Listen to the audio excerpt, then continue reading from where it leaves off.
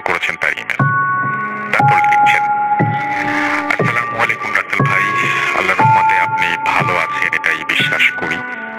আমি নীরব আহমেদ, গ্রাম ভরতপুর, থানা বড়াই গ্রাম, জেলা নাটোর। আজকে আমি যে ঘটনাটি আপনাদের সাথে শেয়ার করব সেটি আমার জীবনে ঘটে যাওয়া অদ্ভুত সত্য একটি ঘটনা। ঘটনাটি ছিল 2010 সালে। তখন আমি ক্লাস 9-এ পড়ি। পড়ন্ত বিকেলে খেলার মাঠে একা একাই বসে আছি।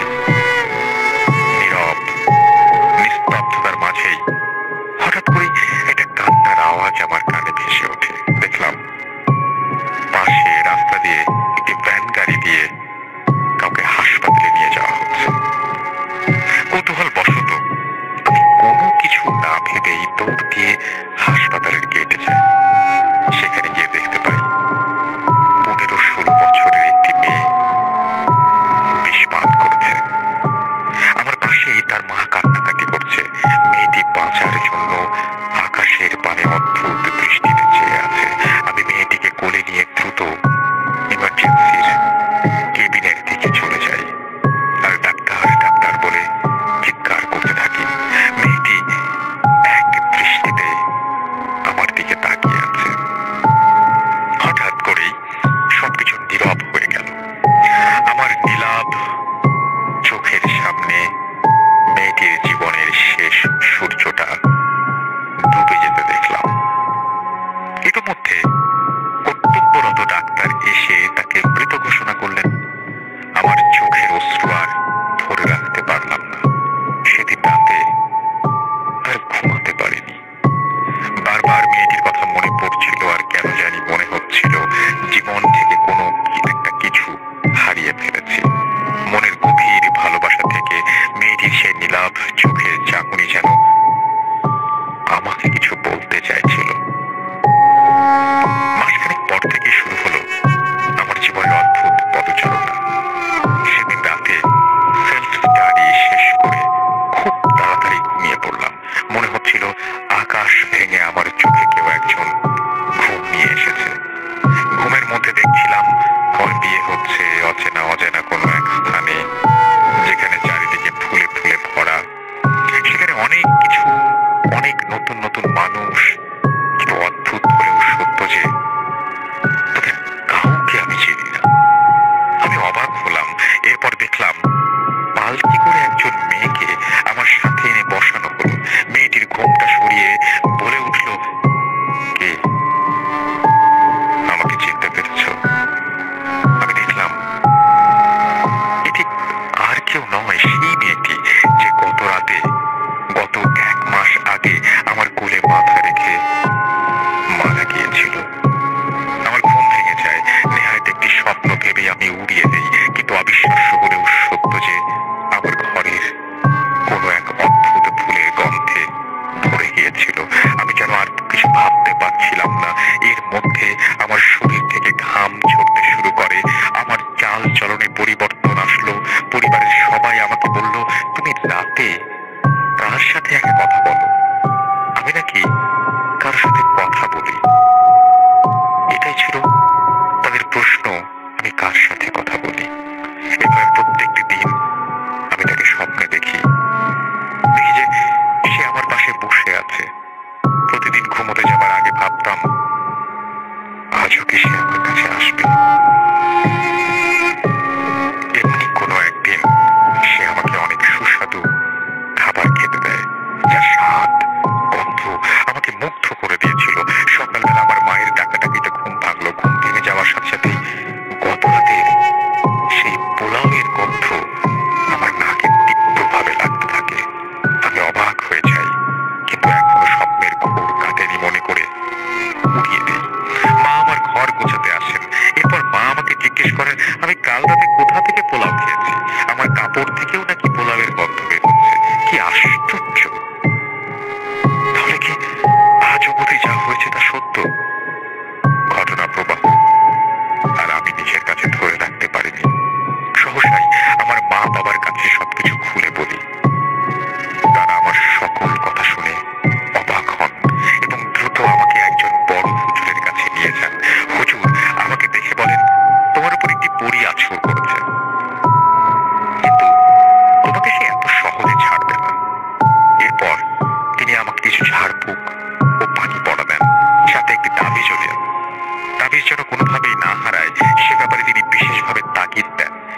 পর থেকে আমি আর তাকে স্বপ্নে দেখি না।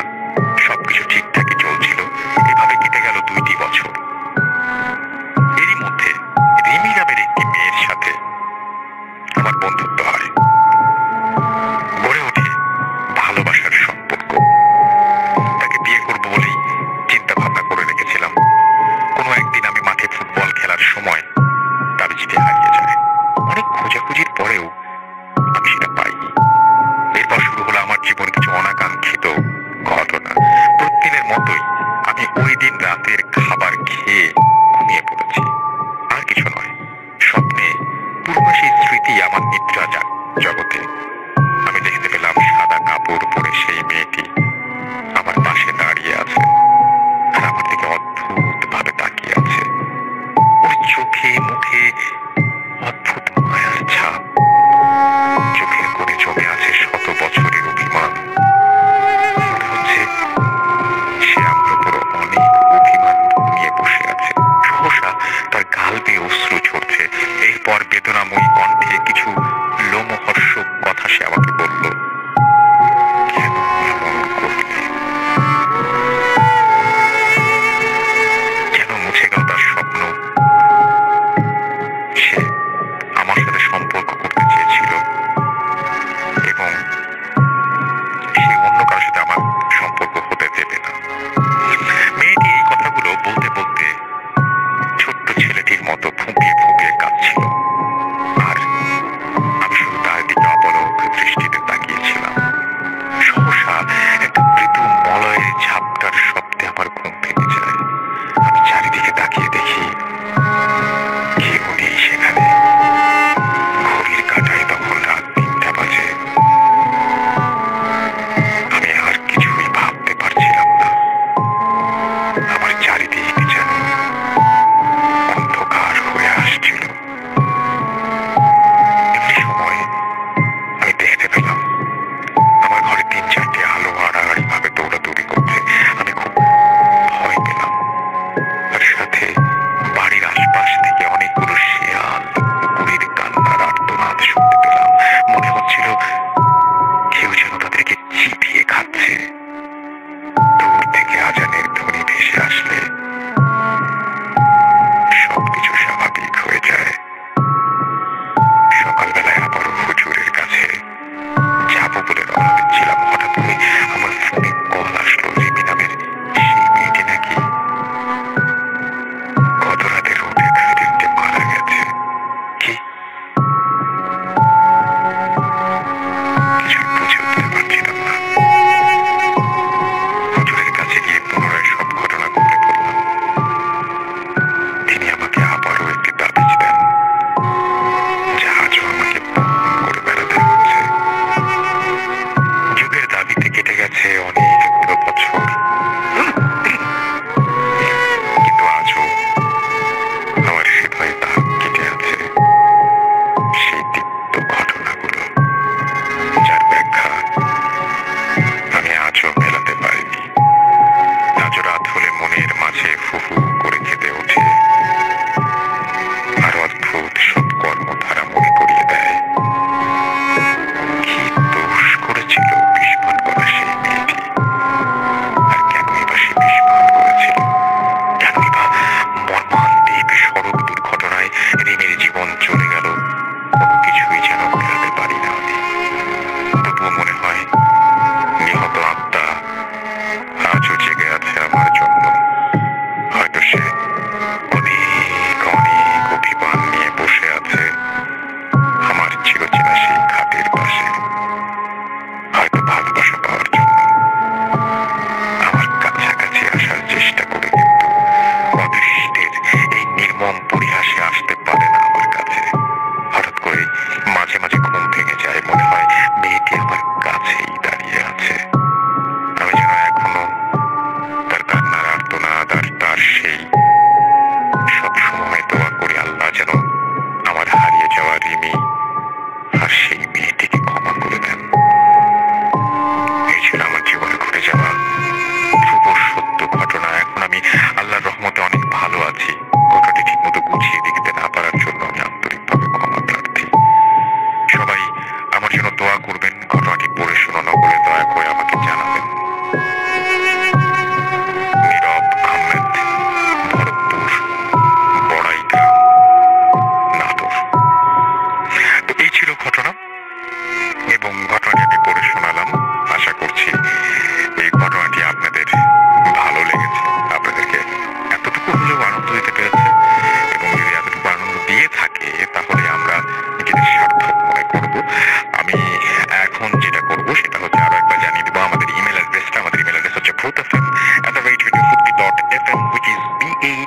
RADIOFORT আপনার নাম, ঠিকানা এবং ফোন নাম্বার সহ আপনার জীবনে ঘটে যাওয়া বা আপনার জানা সেরা ঘটনা লিখে পাঠিয়ে দিন আমাদের কাছে। ঘটনার শুরুতে অবশ্যই উল্লেখ করুন যে এই ঘটনাটি আপনি স্টুডিওতে এসে শেয়ার করতে চান নাকি আপনি চান আপনার ঘটনা আমরা পড়ে শোনা। যারা দেশের বাইরে রয়েছেন তারা সরাসরি অডিও ক্লিপ পাঠাতে পারেন বা লিখেও পাঠাতে পারেন। ঘটনাটি কমপ্লিটলি আপনাদের ব্যাপার।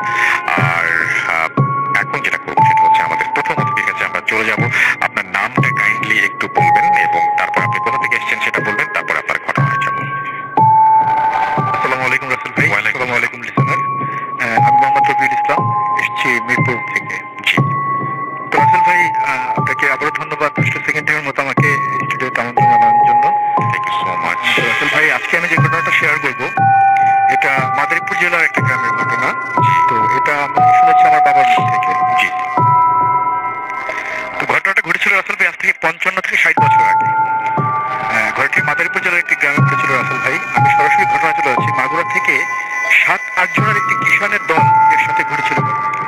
আচ্ছা। যারা পেটের তাগিদে মৌসুমী কৃষিকাজ করার জন্য আসছিল আমাদের গ্রাম থেকে 3-4টা গ্রাম পরে একটি গৃহস্থ বাড়িতে। আসলে আখের মৌসুমে আখ কাটা এবং মাড়াই করার কাজের জন্যই তারা এসেছিল। জি। রাসেল ভাই, ওই সময় মাগুরা থেকে ওই আমাদের যে গ্রাম মাদারীপুর জেলার যে গ্রাম, সেখানে আসতে রাসেল ভাই যাতায়াত ব্যবস্থা বলতে ছিল আপনার নৌকা, পায়ে হাঁটা পথ এবং ভ্যান গাড়ি আর কি, যেটা আসলে স্বাভাবিকভাবে ওই যে 5টার পরে আর এগুলো আর কি ওইভাবে পাওয়া যেত না। জি। তো মাগুরা থেকে আসার পর নৌকা পথে আসার পর রাসেল ভাই যেখানে তাদের আসলে ওই যে ঘাটে তাদের নামতে হবে, সেটা বর্তমান আপনার কাউরাকান্দি নামক একটা ঘাট আর কি, যেটা আমাদের যাওয়ার সময় আর কি পরে আর কি পদ্মা নদীর পাড়ে আর কি। তো তারা এসে যখন আসলে যে আপনার ওই ঘাটে নামে, তখন অলমোস্ট আপনার 6:30 থেকে 7টার মতো বেজে যায় আর কি আসলে ভাই। তো যার ফলে তারা এসে দেখে যে ঘাট থেকে কোনো ভ্যান বা অন্য কিছু পাওয়া যাচ্ছে না। আর যদি তারা চিন্তা করে যে হেঁটেও যায় তাহলে আমাদের অলমোস্ট 7-8 ঘন্টা লেগে যাবে।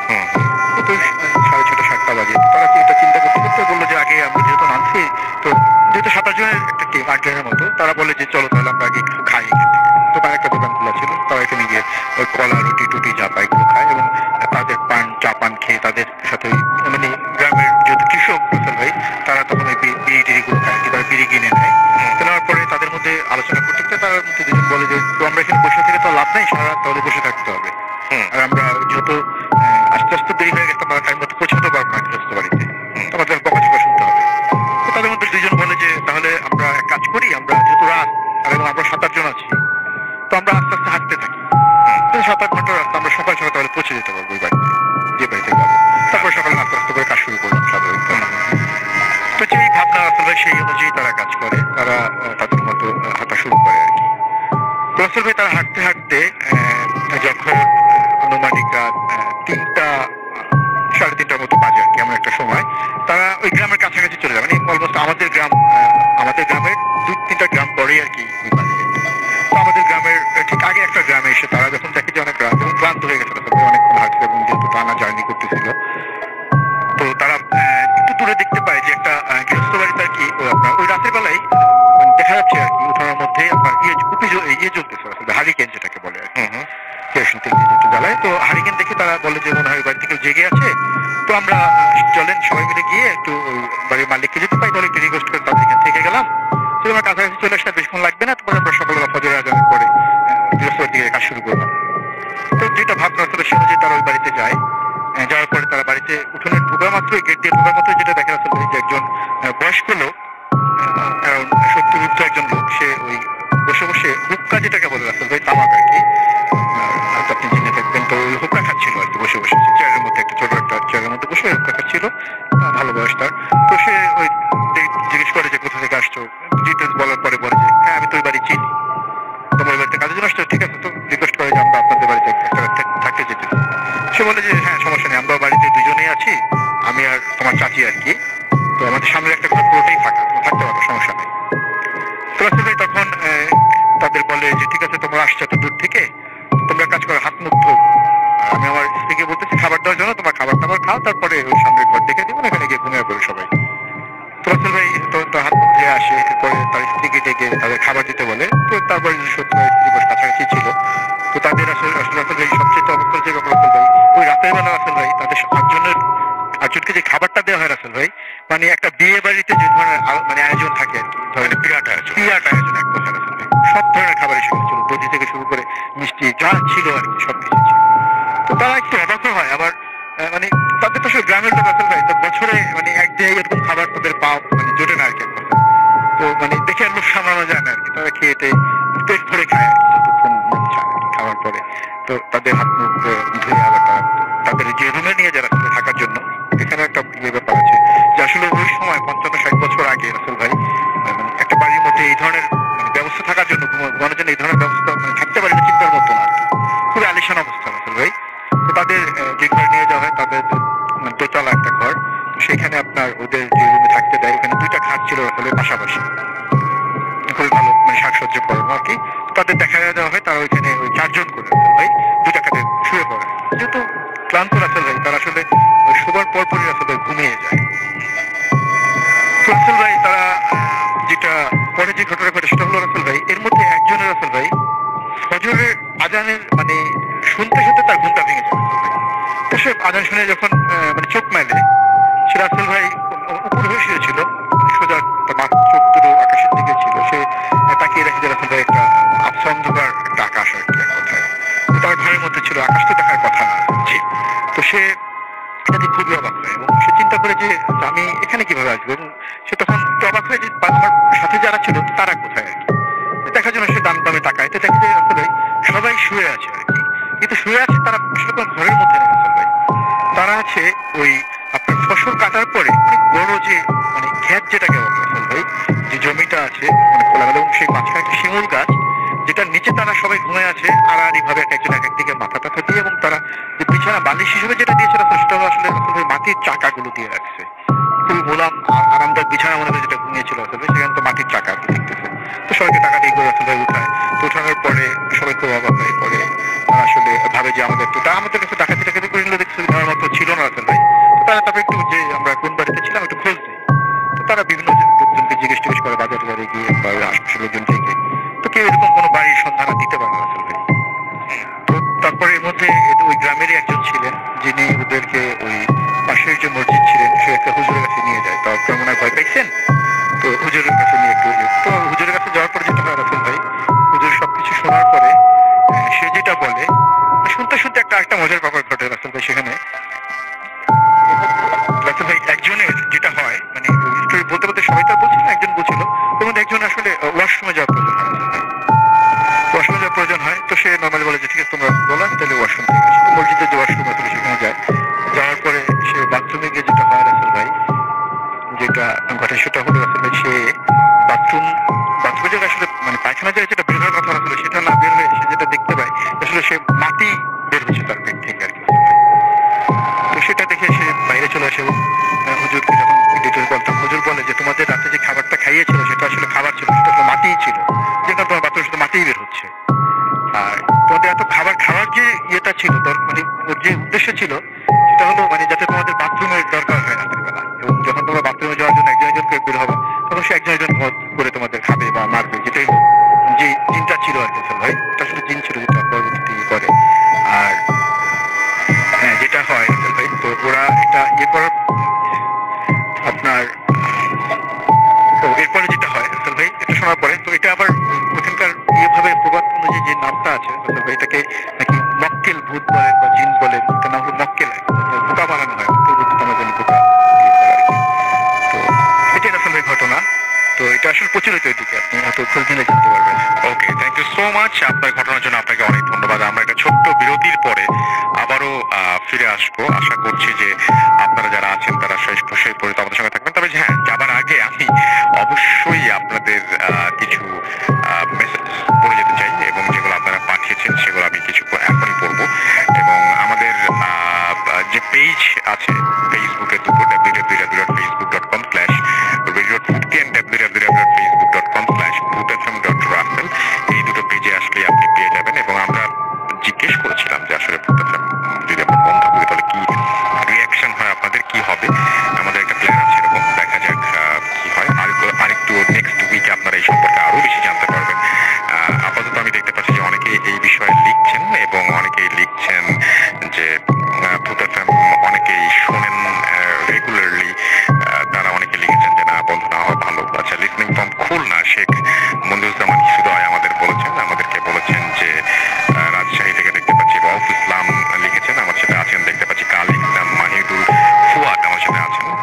এবং মুক্তা পারভিন আমাদের সাথে আছেন, সিয়াম আমাদের সাথে আছেন, আমাদের সাথে আছেন দেখতে পাচ্ছি খুলনা থেকে SM রহিম আমাদের সাথে আছেন দেখতে পাচ্ছি, পাভেল হুসাইন আছেন, MD তুষার খান, শাহরিন ইসলাম আরবি, কাজী সুজন আমাদের সঙ্গে আছেন, SK ম্যাক্স আমাদের সঙ্গে আছেন, আমাদের সাথে আছেন আবির আহমেদ, আমাদের সাথে আছেন হুমায়ুন কবির বুলবুল, রূপম আমাদের সাথে আছেন, আমাদের সাথে আছেন MD জুবায়ের, আমাদের সাথে আছেন বৃষ্টি আক্তার, এছাড়াও আছেন আমাদের সাথে সামিউল ইসলাম শাকিল, MD রাফি হাসান, আমাদের সাথে আছেন সাব্বির হোসাইন তালুকদার, আমাদের সাথে আছেন সুহেল আহমেদ, তারিকুল ইসলাম তারেক, আমাদের সাথে আছেন নাফিদুল ইসলাম সাজিদ, আমাদের সাথে আছেন শেখ মারুফুজ্জামান হৃদয়, আমাদের সাথে আছেন সাবিনা শেখ, আমাদের সাথে আছেন, আমাদের সাথে আছেন মুক্তা পারভিন সহ আরো অনেকে। আমাদের টুইটারে যে ছবিটা আমরা আপ করেছিলাম সেখানে অনেকেই লিখেছেন আই লাভ ভূতা ফিল্ম, লিখেছেন জ্যোতির্ময়, রোহান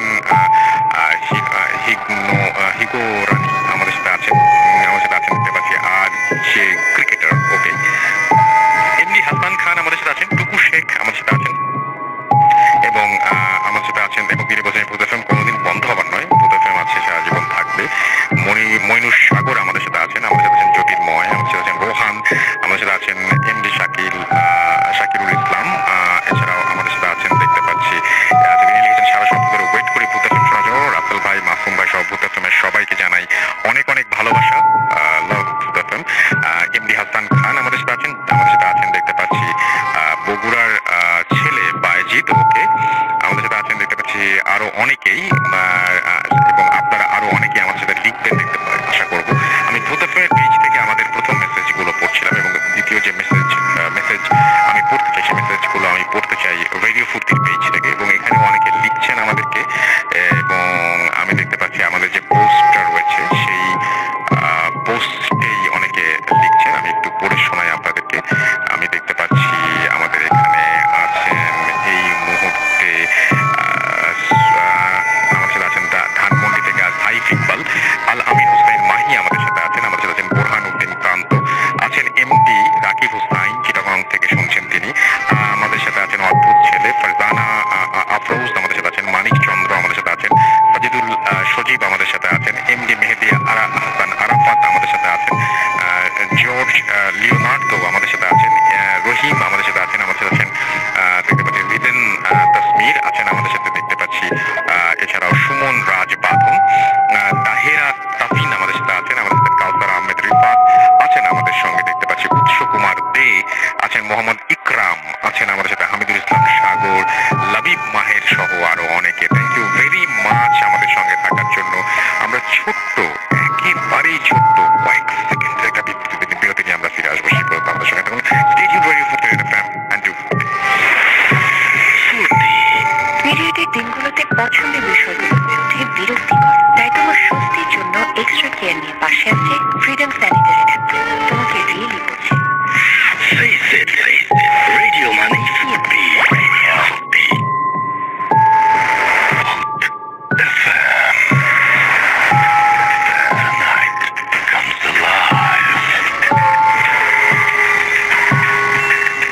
বিশ্বাস করা না করাটা আপনার ব্যাপার।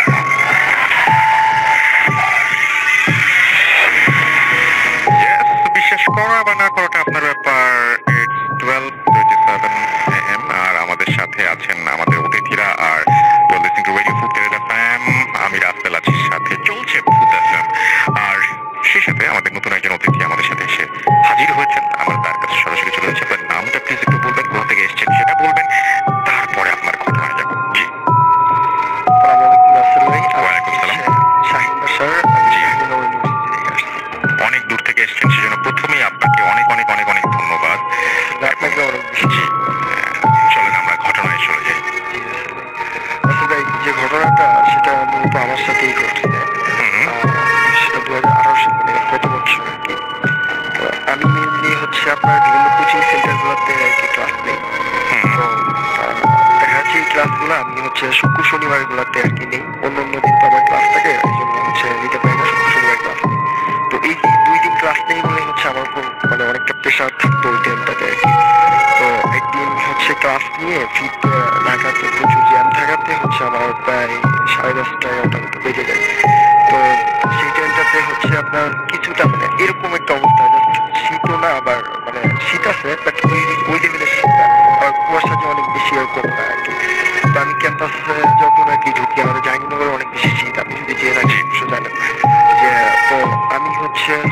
ক্যাম্পাসে ঢুকি, তো ওই টাইমটাতে আসলে ক্যাম্পাস বলা যায় যে এক প্রকার ফাঁকাই আর কি, কারণ মানে অনেক শীত থাকাতে 10টা-11টার দিকে এর ভিতরে হচ্ছে স্টুডেন্টরা ম্যাক্সিমাম হলের ভিতরেই থেকে যায় আর কি, বের করা হয়।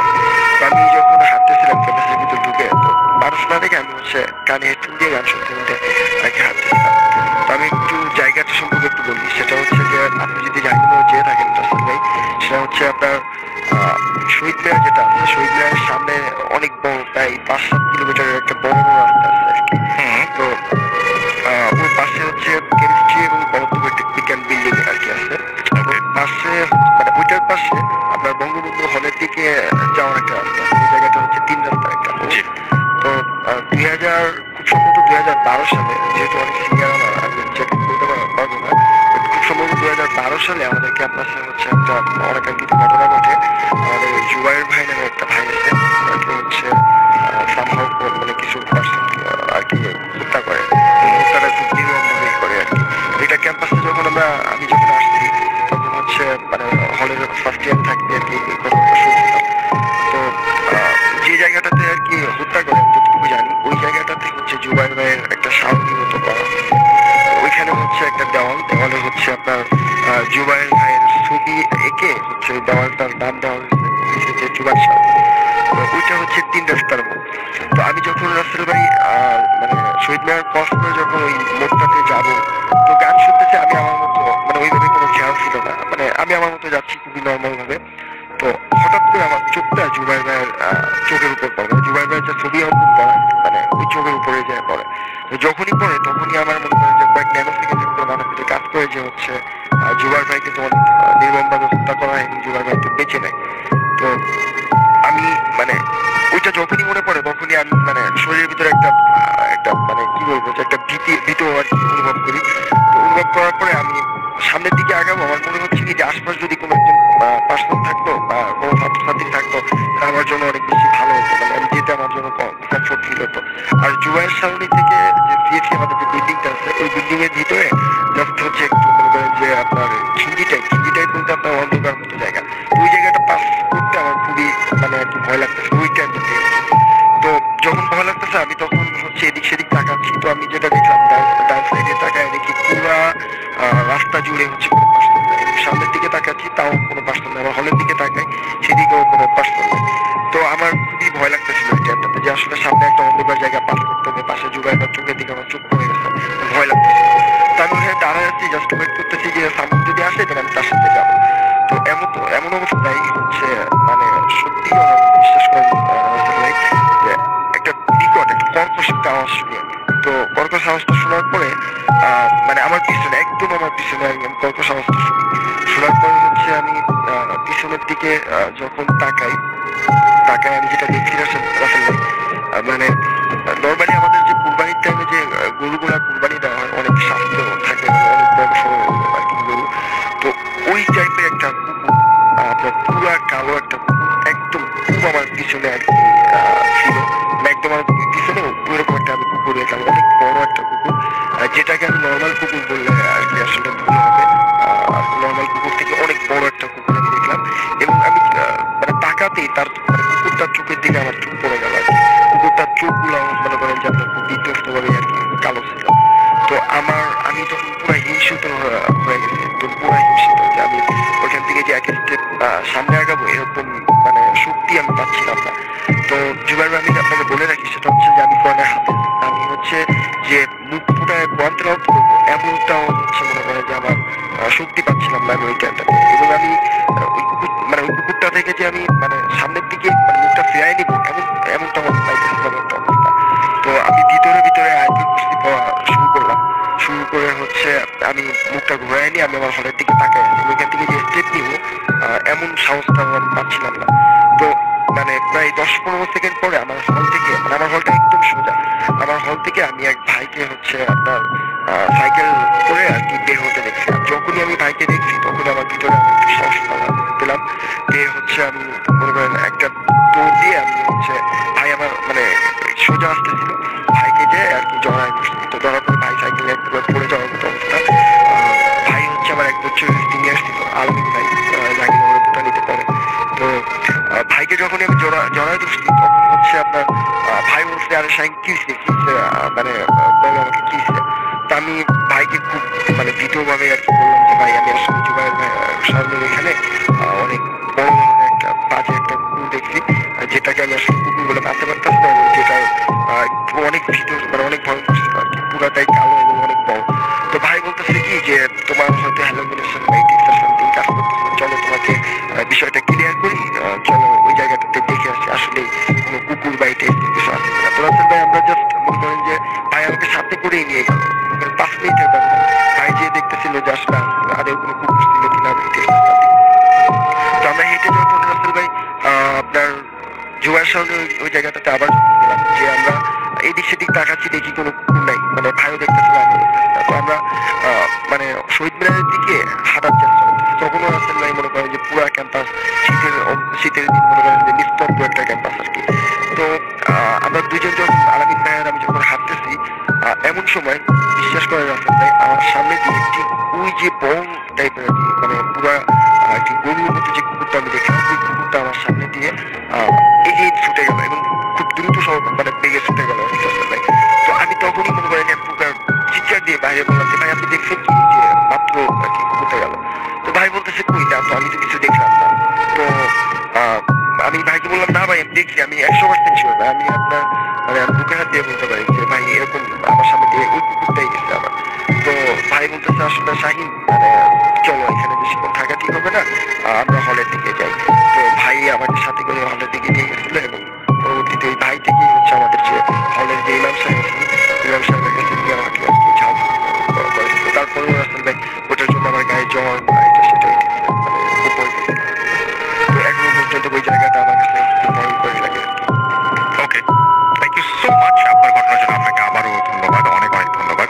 এবং আমরা এখন যেটা করবো সরাসরি আমাদের আবারও প্রথম অতিথির কাছে ফিরে যাব, তার দ্বিতীয় আরেকটা ঘটনা তার কাছ থেকে শুনে আসবো। আশা করছি যে এই ঘটনাটিও আপনাদের ভালো লাগবে। চলুন শুনে আসি দ্বিতীয় ঘটনাটি।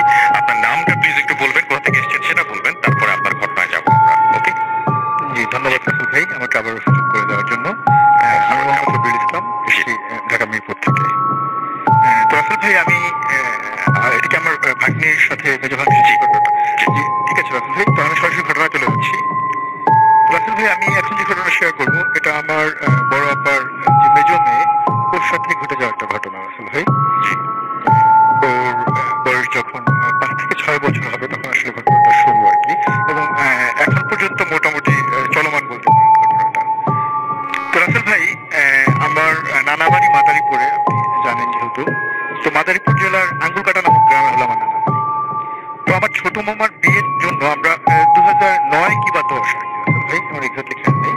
তো আমরা সপরিবারে সবাই আর কি যাই আমার মামা ছোট মামার বিয়ে। তো আমার ভাগ্নি সবাই যায় আর কি সাথে। তো রাসেল ভাই যেহেতু বিয়ে বাড়ি রাসেল ভাই, তো আনন্দ ইয়ে আর কি আনন্দ, বিয়ের আগের দিন মানে বলতেই তো পারেন যে শুরু এবং শেষের 7-8 দিন মোটামুটি খুবই জাঁকজমক থাকে আর কি মোটামুটি।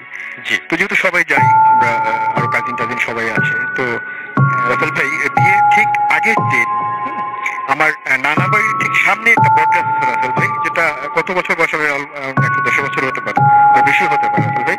ঠিক ওইটার সামনে আসলে একটা পুকুর রাসেল ভাই, যেখানে ওই গ্রামের সবাই গোসল টোসল করে আর কি। পাশে আবার নদী আছে রাসেল ভাই, পদ্মা নদী যে আছে। তো আমি আসলে আমার যে কাজিনরা ছিল সমবয়সী, তারা সবাই মিলে আমরা চলে যাই নদীতে গোসল করার জন্য, এবং বাড়ির যে মহিলারা ছিল তারা সবাই আর কি ওই পুকুরে গোসল করার জন্য যায়। কিন্তু ঠিক আড্ডা একটা ভর দুপুর বেলা যেটাকে বলে রাসেল ভাই, around 12:30 থেকে 1টার মতো আর কি। তো আমার এই যে ছোট ভাগ্নি ওরাও যায়, মেজো ভাগ্নি আমার বড় ভাগ্নি, দুইটা ভাগ্নি ছিল তখন।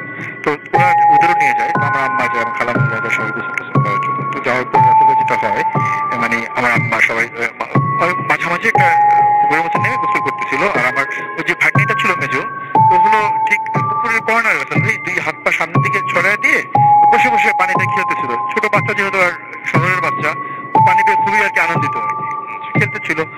আস্তে আস্তে সে মানে শুয়ে যেটাকে বলে হাফ শুয়ে আর কি সে পানির মধ্যে পা গুলো নাড়াচাড়া করতেছিল। তো পাশেই আর কি ঘাটে ওই পাড়ে আমার বড় ভাই এবং তাদের যে আমার বড় ভাই তার যে সমবয়সী কাজিন যারা ছিল তারা গল্প করতেছিল, আর খালামাইরা আমার গোসল করতেছিল। তো একটা পর্যায়ে রাসেল ভাই আম্মা যেটা খেয়াল করে যে আমার ভাগ্নি ওই পানির মধ্যে তার পা মানে ছটফট করতেছে, মানে ঝাঁপাচ্ছে আর কি, এক কথা যেটা, আর হাত দিয়ে করতেছে, মনে হচ্ছে সে পানির মধ্যে ডুবে যাচ্ছে। কিন্তু রাসেল ভাই তার সে মনে হচ্ছে খেলতেছে, তাকে মানে এরকম মানে around 5 মিনিটের মধ্যে দুইবার যখন ফলো করে রাসেল ভাই, তখন আসলে আমার আম্মা বুঝতে পারে, মনে হয় যে একটু অস্বাভাবিক মনে হয় আমার আম্মার কাছে। সে তাকে মনে হচ্ছে রাসেল তো পানির মধ্যে নিয়ে যাচ্ছে। তখন আমার আম্মা যখন বুঝতে পারে রাসেল ভাই, তখন আমার আম্মা চিৎকার দেওয়ার পরে আমার যে বড় ভাই পাশে দাঁড়ানো ছিল, সে মানে দৌড়ে গিয়ে ওকে ওঠানোর জন্য, টেনে ওঠানোর জন্য ট্রাই করে রাসেল ভাই। তো 5-6 বছরের একটা বাচ্চা, আসলে খুব স্বাস্থ্য খুবই কম ওর। তো খুব বড় জোর মনে হয় যে 12-15 কেজি ওজন হতে পারে রাসেল ভাই, সর্বোচ্চ আর কি। তো আমার ভাইয়া তো মানে ওকে উঁচু করতে পারতেছে না রাসেল ভাই। আর ওর মুখগুলো বাঁকা হয়ে মানে মানে ডান দিক বাম দিক বাঁকা হয়ে যাচ্ছিল, কোনো কথা বলতেছিল না, এবং ওর সাদা শরীর একদম ঠান্ডা। তো নর্মালি চিন্তা হলো হয়তো পানি তখন ছিল, এই জন্য ঠান্ডা হইতে পারে।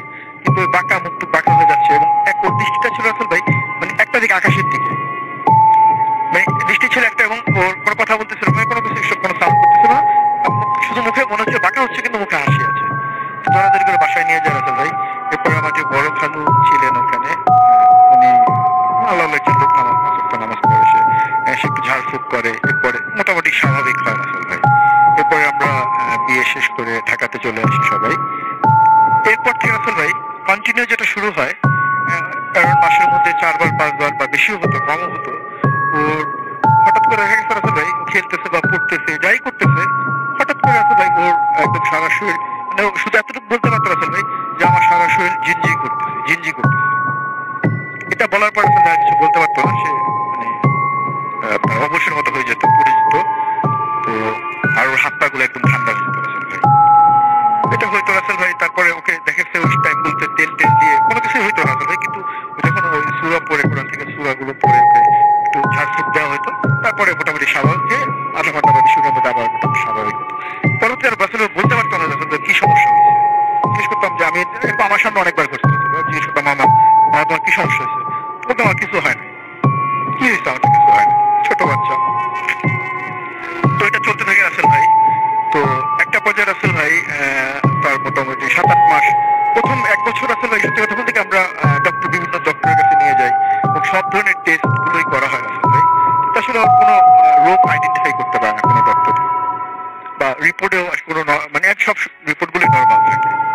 আচ্ছা, তো তখন আসলে এগুলো পাশাপাশি লোকজন শুনতে শুনতে একজন পরে বলে যে আসলে এই ঘটনা, ওর ব্যাপারটা আসলে তো মনে হয় ডক্টরের কোনো চিকিৎসা নাই, তো মনে হয় ওকে আসলে কোনো কবির রাষ্ট্রপতি দেখালে ভালো হবে। এটা শোনার পর রাসেল ভাই আমার আম্মা খোঁজ খবর নিতে থাকে, আব্বা আম্মা। তো আমার আব্বা এরপরে একটা আমার ওর যে ফুপু আছে রাসেল ভাই, আমার ভাগ্নে যে ফুপু, উনি খবর দেয়, ওনার বাসা টঙ্গী কলেজ গেটে। তো উনি খবর দেয় যে আপনার কোনাবাড়িতে একজন মহিলা আছে যিনি আসলে এই ধরনের ট্রিটমেন্ট করে রাসেল ভাই। তো এই যেহেতু অ্যাড্রেস দেওয়ার পরে আমার আম্মা, আমার বড় আব্বা, ছোট বোন সবাই মিলে আর কি, আমার বড় ভাইয়া ছিল, তো ওনারা বিকেল 3টার পরে আর কি আসলে খাবার দাবার সেরে তারপরে রওনা হয়, যেহেতু আমার বাসা আপনার আগে যে তালতলাতে রাসেল ভাই। তো যাওয়ার যেতে যেতে তাদের গাজীপুর চৌরাস্তা পার হওয়ার পর রাসেল ভাই বাসে ছিল, হঠাৎ করে মানে বৃষ্টি হওয়ার কোনো সম্ভাবনা বা ঝড় টড়ার কোনো সম্ভাবনা ছিল না, যেহেতু স্বাভাবিক দিকে রওনা হয়। তো হঠাৎ করে গাজীপুর পার হওয়ার পরে রাসেল ভাই মানে প্রচন্ড ঝড় শুরু হয় রাসেল ভাই, এবং গাড়িটা ছোটখাটো একটা অ্যাক্সিডেন্ট করে, যে কারণে কোনো কারণে আর ওই ওনাকে দেখানো হয়নি রাসেল ভাই, ব্যাক করে চলে আসতে হয়। তো আসার পর রাসেল ভাই এরকমই চলতে থাকে রাসেল ভাই, মাঝে মাঝে এরকম হয়। তো এরপরে আবার আমাদের ওই তালতলা মোল্লাপাড়ার একজন মুচি ছিলেন রাসেল ভাই, যার বয়স অনেক আগের, মানে অনেক পুরোনো মুছি না উনি? হ্যাঁ, খুব বেশি বয়স না রাসেল ভাই, 35-40 বছর বয়স। 7-8 বছরের বললেন আপনি? হ্যাঁ, 8-9 বছরের। হ্যাঁ, তো তখন ওনার বয়স অ্যারাউন্ড 35 থেকে বা 40 বছরের মধ্যে হবে আর কি, মোটামুটি একটু বয়স্ক না, ইয়ংই বলতে পারেন, ভালো স্বাস্থ্য। তো সে তাকে দেখানো হয় রাসেল ভাই। তো সে বলে যে আপনি মঙ্গলবারে আসুন। তো মঙ্গলবারে যাওয়ার পর রাসেল ভাই, সে হিন্দু ছিল রাসেল ভাই, বলে রাখি আপনাকে। তো সে যেটা বলে রাসেল ভাই, মঙ্গলবার যাওয়ার পরে আমার আম্মাকে বলে যে ওকে তো আসলে ওর উপরে আসর করে নাই, কিন্তু ওরে দূর থেকে দৃষ্টি করে। এরকম একটা কথা বলে যে দূর থেকে যে ইয়েটা আছে, মানে জিনটা আছে, সে দৃষ্টি করে। তো আমি তাকে যখন দেখলাম, আমি যেটা দেখলাম, সে আপনার ধান খেতের মাঝখানে যে আইলগুলো থাকে রাসেল ভাই, সেটার মাঝখান দিয়ে হন হন করে হেঁটে যাচ্ছে। সে খুবই স্বাস্থ্যবান একজন জিন, এবং তার মাথা ছিল রাসেল ভাই, তার বুকের মাঝখানে একটা চোখ। আচ্ছা, সে হেঁটে যায় এবছর, এবং সে খুবই শক্তিশালী। তাকে এটা ট্রিটমেন্ট করতে হলে মানে মানে আমার যেটা মনে আছে রাসেল ভাই, তাকে আমার আমাকে বলে যে আপনার পূর্ণিমা রাত যেটা, এরকম একটা দিনে তাকে ট্রিটমেন্ট করাতে হবে। তো এরপর রাসেল ভাই আসলে আল্লাহ ভালো জানে, মানে ট্রিটমেন্টটা সে করতে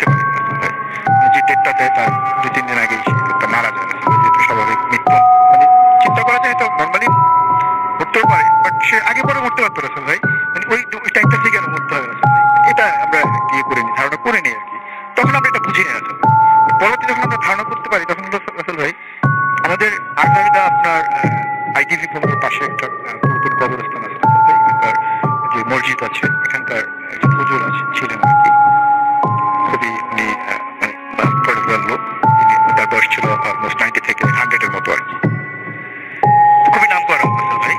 তো ওনার ইয়ে পাওয়ার পর ওনার কাছে নিয়ে যাওয়ার একটা প্রস্তুতি নেয়। তো ওকে আগে না নিয়ে আমার আম্মা আর আমার বড় ভাইয়া যায় ওনার সাথে কথা বলার জন্য। বলার পর উনি বলে ঠিক আছে তাহলে আপনি একটা ডেট দেয় যে অমুক দিন আসেন, 5-6 দিন মানে সপ্তাহে শুনি বা রোববারের দিকে আমার আম্মা গিয়েছিল। তো বলে যে শেষ দিকে আর কি, সপ্তাহের শেষ দিকে করে নিয়ে আসার জন্য সে ট্রিটমেন্ট করবে। তো রাসেল ভাই মানে আল্লাহ হয়তো সহায় ছিলেন না, উনিও আর কি রাসেল ভাই ট্রিটমেন্টটা করতে পারেন। উনিও আসলে রাসেল ভাই মারা যায় ঠিক তার 2 দিন আগে আর কি, যেখানে ট্রিটমেন্টটা কমপ্লিট হয় না। ওকে, তো কন্টিনিউ আমার ভাগ্নে ইয়েটা চলতে থাকে রাসেল ভাই। এরপরে আপনার লাস্ট যেটা হয় রাসেল ভাই, তো চলতেছিল, তো এটা আলোচনা বিভিন্ন জায়গায় করতেছিল। তো আমার আব্বা আপনার সে একজনের যে মানে পীর, আমার আব্বার যে পীর আছেন উনি দোহারের আর কি, জি জি জি, ওনার ছেলের মাধ্যমে একটা ট্রিটমেন্টটা নিয়ে নেয় আর কি। যেটা ট্রিটমেন্টটা ছিল আমার রাসেল ভাই যে আপনার মাঝরা যেটাকে বলে 2টা থেকে 3টার মধ্যে, জি 3 রাস্তার মোড়ের মধ্যে আপনার মাটির কবর যে আছে রাসেল ভাই, ওটার মধ্যে আপনার 7টা নদী মানে 7 ঘাটের পানি আর কি, যেটা 7 ঘাটের পানি, 7 ঘাটের পানি থাকবে। এবং আপনার ওই হাড়ি ভাঙার যে আপনার তলা থাকে না রাসেল ভাই, পাতিল বা আপনার হাড়িগুলোর যে তলাটা থাকে ওই তলা লাগবে, উপরে মানসার বা যেটাই বলে ওইটার তলাটা লাগবে। এবং আপনার আরো অনেক মানে অনেক জিনিসপত্রগুলো যেগুলো পুরো খেয়াল নাই, যেগুলোর নাম আমার।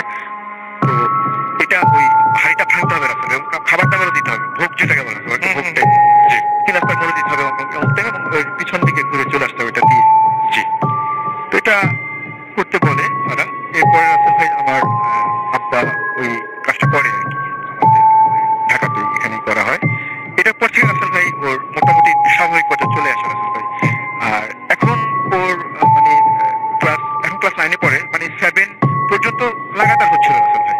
এটা 7-এ ওঠার পরে এটা কাজটা করা হয় আর কি, করার পর থেকে এখন মোটামুটি স্বাভাবিক এখন হয়, কিন্তু খুবই কম রাসেল ভাই। ওকে, তো নর্মাল হয়েছে এখন, অনেকটাই ভালো আর কি। Thank you so much, thank you আপনাকে অনেক ধন্যবাদ আপনার ঘটনার জন্য। আশা করছি যে আপনাদের এই পর্যন্ত ঘটনা যা শুনলেন তা ভালো লেগেছে। এবং আমি একটু আপনাদেরকে বলতে চাই যে আমাদের এখানে অনেকেই আমাদেরকে লিখছেন এবং অনেকেই আমাদেরকে অনেক কথা বলছেন। এবং আমি বলবো যদি ভূতেফএম ধরেন যে 27 তারিখ ডিসেম্বরের 27 তারিখ আমরা শেষ করে ফেললাম, তাহলে আপনাদের কি করতে হবে? সেই স্পেশাল এপিসোডের জন্য ডেফিনেটলি আপনাদেরকে ঘটনা পাঠাতে হবে বেশি বেশি করে, রাইট? যদি লাস্ট এপিসোড হয় ভূতেফএমের, ডেফিনেটলি আপনাদের you have to send me your best stories, right? So একটু প্রিপারেশন নেন এবং সেই জন্য বেস্ট ঘটনাগুলো পাঠিয়ে দিন আমাদের কাছে, যে যেখানে আছেন যেভাবে আছেন। এবং প্রচুর ভিডিও আমাদের এই যে পেজটা রয়েছে এই পেজে আপনারা পোস্ট করবেন আশা করব। এবং আমাদের যে লাইভটা আছে এই লাইভের মধ্যে আমি বলেছি এই সম্পর্কে, এবং সেখানে আমি চাইবো যে আপনারা লিখেন এবং আপনারা সেখান থেকে আপনাদের ভিডিওগুলো পোস্ট করেন, আমি খুব খুশি হব আর কি। তো আমাদের এখানে বৈশাখী আশা লিখেছেন লিসনিং ফ্রম বগুড়া। লতিফুল ইসলাম জয় আমাদের লিখেছেন যে লবণ ছাড়া তরকারি আর ভূতেফএম ছাড়া শুক্রবার। যাই হোক, বব ডিলান আমাদের বলেছেন প্লিজ। আচ্ছা, অনেকে আমাদের এখানে রিকোয়েস্ট করছেন বিভিন্নভাবে, আমি দেখতে পাচ্ছি, আমি প্রত্যেকটাই পড়ছি, স্টোরিগুলো জোস হচ্ছে। লিখেছেন আমাদেরকে শেখ মাহফুজুর হৃদয় আমাদের সাথে আছেন, দেখতে পাচ্ছি।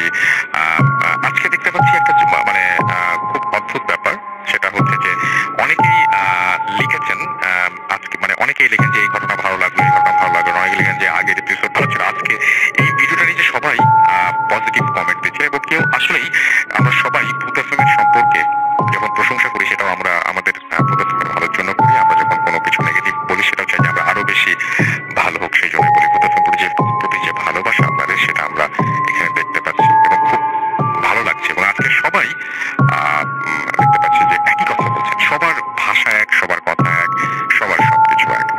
তো যাই হোক, আমি যেটা করবো সেটা হচ্ছে ছোট্ট বিরতিতে যাব এবং বিরতির পরে আবারও ফিরে আসবো, একটা অডিও ক্লিপ শোনাবো আপনাদেরকে চমৎকার, এবং তারপরে আবারও ফিরে আসবো। সেই পর্যন্ত আশা করছি আমাদের সঙ্গে থাকবেন। Stay tuned for TNFM and do ফুর্তি। ফুর্তি ওরা নিজেরাই একটু, এই তো শুরু হয়ে গেল। কত কথা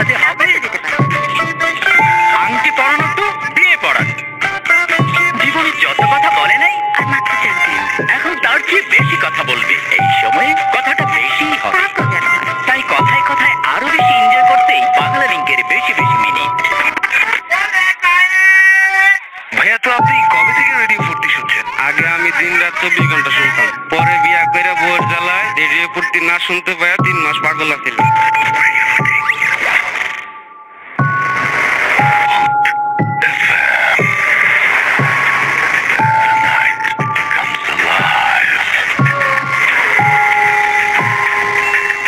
বিশ্বাস করা না করাটা আপনার ব্যাপার।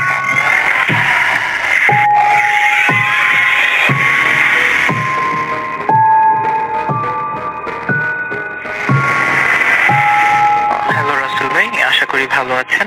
আমি রিফাত বসুন্ধরা থেকে বলছি। তো আমি কলকাতার কয়েকটা ঘটনা আজকে লিসনার্সদের সাথে শেয়ার করতে চাই। তো ঘটনাগুলো আমার এক বন্ধুর মুখ থেকে শোনা, সিজার মুখ থেকে শোনা। আর ঘটনাগুলো বেশিরভাগই সিজার মায়ের ঘটনা, আর দুই একটা ঘটনা ওর সাথে ঘটেছে। তো আমি সরাসরি ঘটনায় চলে যাচ্ছি। প্রথম যে ঘটনাটা সেটা হচ্ছে আজ থেকে প্রায় 24-25 বছর আগের ঘটনা। সিজার মা তখন প্রেগনেন্ট। তো সিজার জন্মের আগে আর কি। তো আন্টি তখন প্রেগনেন্ট ছিলেন। তো উনি কলকাতা মেডিকেল কলেজে ভর্তি ছিলেন ডেলিভারির জন্য। তো কলকাতা মেডিকেল কলেজ অনেক দিনের পুরনো একটা হসপিটাল, অনেক পুরনো। ওই ব্রিটিশ আমল থেকে যখন ফার্স্ট কলকাতা শহর স্টার্ট হয়েছে তখনের একটা হসপিটাল। অনেক এনশিয়েন্ট এবং অনেক পুরনো একটা কমপ্লেক্স। তো ওখানে আন্টি যে কেবিনটাতে ছিলেন ওখান থেকে টয়লেটটা বেশ দূরে ছিল।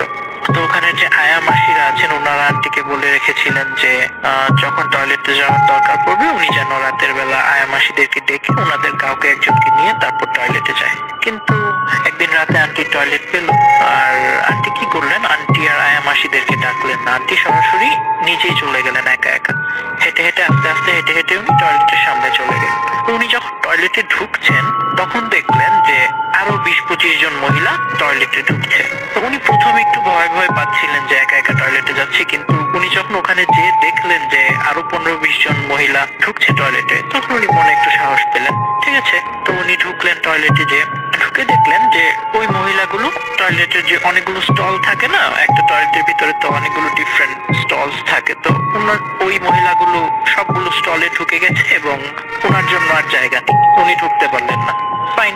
তো এখানে একটা কনফিউশন আছে যেটা আমি আন্টিকে জিজ্ঞেস করেছিলাম, সিজাও জিজ্ঞেস করেছিল যে ওখানে কয়টা স্টল ছিল, যে 15-20 জন ঢুকেছে তার মানে এতগুলো স্টল কি ছিল? তো আন্টি বললেন 15-20 জনের 5-6টা স্টল ছিল, তারপর আলাদা জায়গা ছিল আর গোসল করার জন্য আলাদা জায়গা ছিল। সো আন্টির মাথায় তখন এই জিনিসটা আসেনি যে 15-20 জন কোথায় গেল। যাই হোক, তো ওনারা সবাই ঢুকে গেলেন। তো আন্টি বাইরে দাঁড়িয়ে ওয়েট করছেন। তো আন্টি বললেন যে ঠিক আছে, আপনারা যখন বেরোবেন তখন আমি ঢুকবো, ওনাদেরকে বললেন। তো ওরা ভিতর থেকে সমস্বরে সবাই একসাথে 15-20 জন মহিলা সমস্বরে বললো এরকম। ঠিক আছে, আন্টি তখনও ওয়েট করছে। তারপর আরেকটু পরে যখন ওরা বেরোচ্ছেই না, 8-10 মিনিট হয়ে গেছে, ভিতর থেকে কলে পানি পড়ার শব্দ আসছে কিন্তু ওরা বেরোচ্ছে না। তখন আন্টি বললো যে আপনারা কি আছেন, বের হবেন আপনারা? তখন বললো আপনারা কি আছেন, আপনারা কি একটু বের হবেন তাড়াতাড়ি, আমার একটু যেতে হবে। আবার সমস্যরে সবাই বললো এরকম। তো তারপর আন্টি ওয়েট করছেন, বের হচ্ছে না। তারপর একটা সময় কলে পানি পড়ার শব্দ বন্ধ হয়ে গেছে, তাও বের হচ্ছে না। তারপর আন্টি আবার জিজ্ঞেস করলেন যে আপনারা কি আছেন, আর কোনো সারা শব্দ নেই। তারপর আন্টি যে একটু কনফিউজ হয়ে গেলেন যে কোথায় গেল ওরা। তো আন্টি যে একটা করে স্টল, একদম কর্নারের স্টলটা দেখলেন আন্টি যে একটু ভেজানো, মানে আগে পুরোটা বন্ধ ছিল কিন্তু এখন উনি দেখছেন যেন একটু ভেজানো। তো উনি কি করলেন, উনি যে টান দিয়ে খুলে ফেললেন, খুলে দেখেন যে না কেউ নেই। তারপর উনি আস্তে আস্তে সবগুলো স্টল দেখতেন ভেজানো, সবগুলো স্টল একটা করে খুলে দেখলেন যে না, একটার ভিতরেও কেউ নেই। তখন উনি প্রচন্ড ভয় পেয়ে গেলেন। উনি তাড়াতাড়ি দৌড়ে কোনো মতে ওনার কেবিনে আসলেন। এসে হাঁপাতে তারপর আয়া মাসিকে বললেন সব ঘটনা। আয়া মাসি শুনে খুব রেগে গেলেন যে আপনাকে আমি বারবার বলেছি আপনি প্রেগনেন্ট মহিলা, তার উপরে রাতের বেলা হসপিটালে আপনি একা একা ওই জায়গায় যাবেন না, আপনি কেন একা একা গেলেন? এতদিনের পুরনো হসপিটাল, কত কিছুই থাকতে পারে আর আছেও, এই জন্যই আমি আপনাকে বারবার সতর্ক করেছি, আপনি তাও কেন গেলেন? তো এই ছিল একটা কাহিনী রাসেল ভাই। আর আন্টির সাথে আরো অনেকগুলো ডিফারেন্ট স্টোরিজ আছে। আরেকটা হচ্ছে আন্টির ছোটবেলার কাহিনী। ছোটবেলা বলতে আন্টির বয়স তখন তরুণী আর কি, উনি 17-18 বছরের তরুণী। তো আন্টির যে বাবা ছিলেন ওনার একটা শখ ছিল যে শখ বা অভ্যেস বলেন যে সবসময় উনি রাত্রে 2টা-3টার দিকে ঘুম থেকে উঠে চা বানিয়ে খেতেন। তা আন্টি যেহেতু বাবা অনেক আদরের মেয়ে ছিলেন তো উনিও তখন 2টা-3টায় রাত বাবার সাথে উঠে যেতেন, উঠে বাবাকে হেল্প করতেন চা বানানোতে, আর উনিও বাবার সাথে চা খেতেন। তো একদিন হয়েছে কি উনি উঠেছেন বাবার সাথে, তো চা বানানো হয়ে গেছে, তো উনি আন্টি চিনি আনতে গেছেন চায়ের জন্য কিচেন থেকে।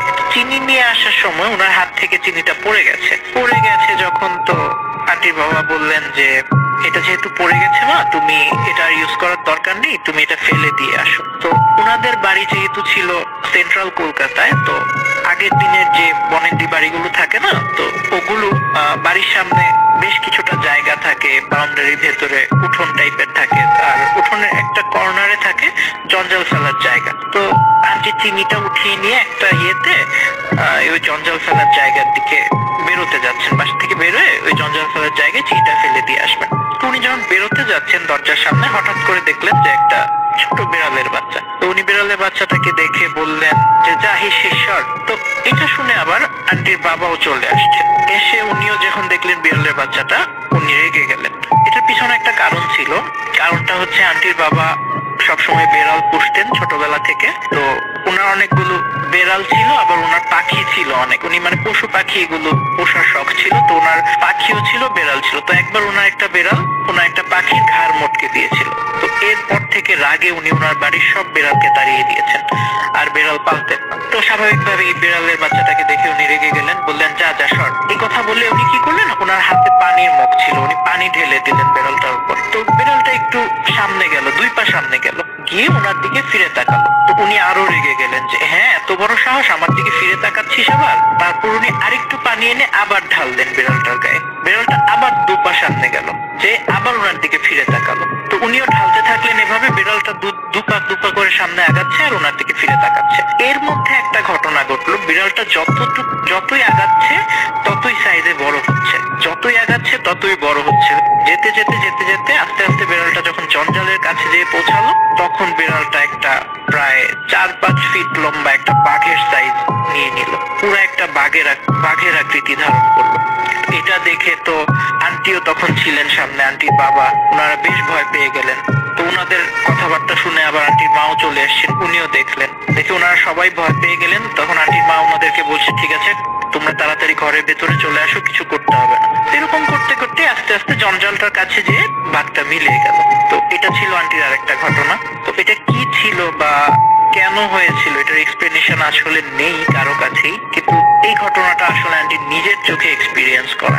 তাই আমি যখন শুনছিলাম, আমি হয়তো আন্টির মুখে নিজে না শুনলে, সিয়া যখন আমাকে বলছিল আমি আন্টির মুখে শুনছিলাম, আন্টিও পাশ থেকে ওর কোনো ভুল হলে আন্টি কারেক্ট করে দিচ্ছিল। তো এটা যদি আমি নিজের মুখে না শুনতাম আন্টির, আমি কখনো এটা বিশ্বাস করতাম না। কিন্তু একজন নিজে এক্সপিরিয়েন্স করেছে, এরকম বয়স্ক একজন মানুষ, এটা তো আর মিথ্যে হতে পারে না। তো এই জন্য আমাকে বিশ্বাস করতে হয়েছে আর কি।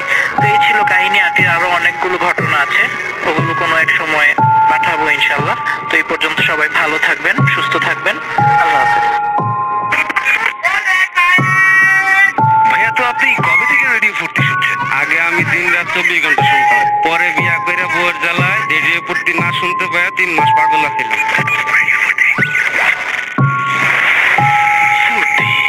পিরিয়ডের দিনগুলোতে পছন্দের বিষয়গুলো হয়ে ওঠে বিরক্তিকর, তাই তোমার স্বস্তির জন্য এক্সট্রা কেয়ার নিয়ে পাশে আছে ফ্রিডম স্যানিটারি ন্যাপকিন। তোমাকে রিয়েলি বোঝে। রেডিও মানে ফুর্তি।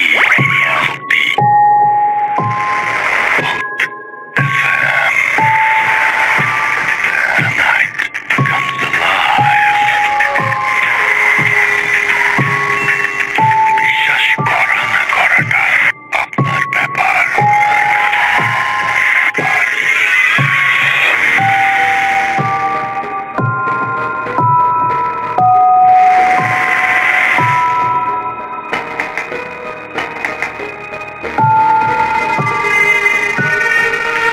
কোর্স বিশ্বাস করা বা না করাটা আপনার ব্যাপারে। Listening to radio Foorti FM, আমি রাসেল আছি সাথে, এবং আশা করছি যে আপনারা সবাই ভালো আছেন।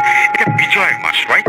তো আমরা নেক্সট ঘটনায় যাওয়ার আগে ছোট্ট একটা বিজয়ের টপ অফ দ্য আওয়ার শুনে আসি, আশা করছি ভালো লাগবে। ইন দ্য মিন টাইম আমাদের অবশ্যই লিখতে ভুলবেন না আমাদের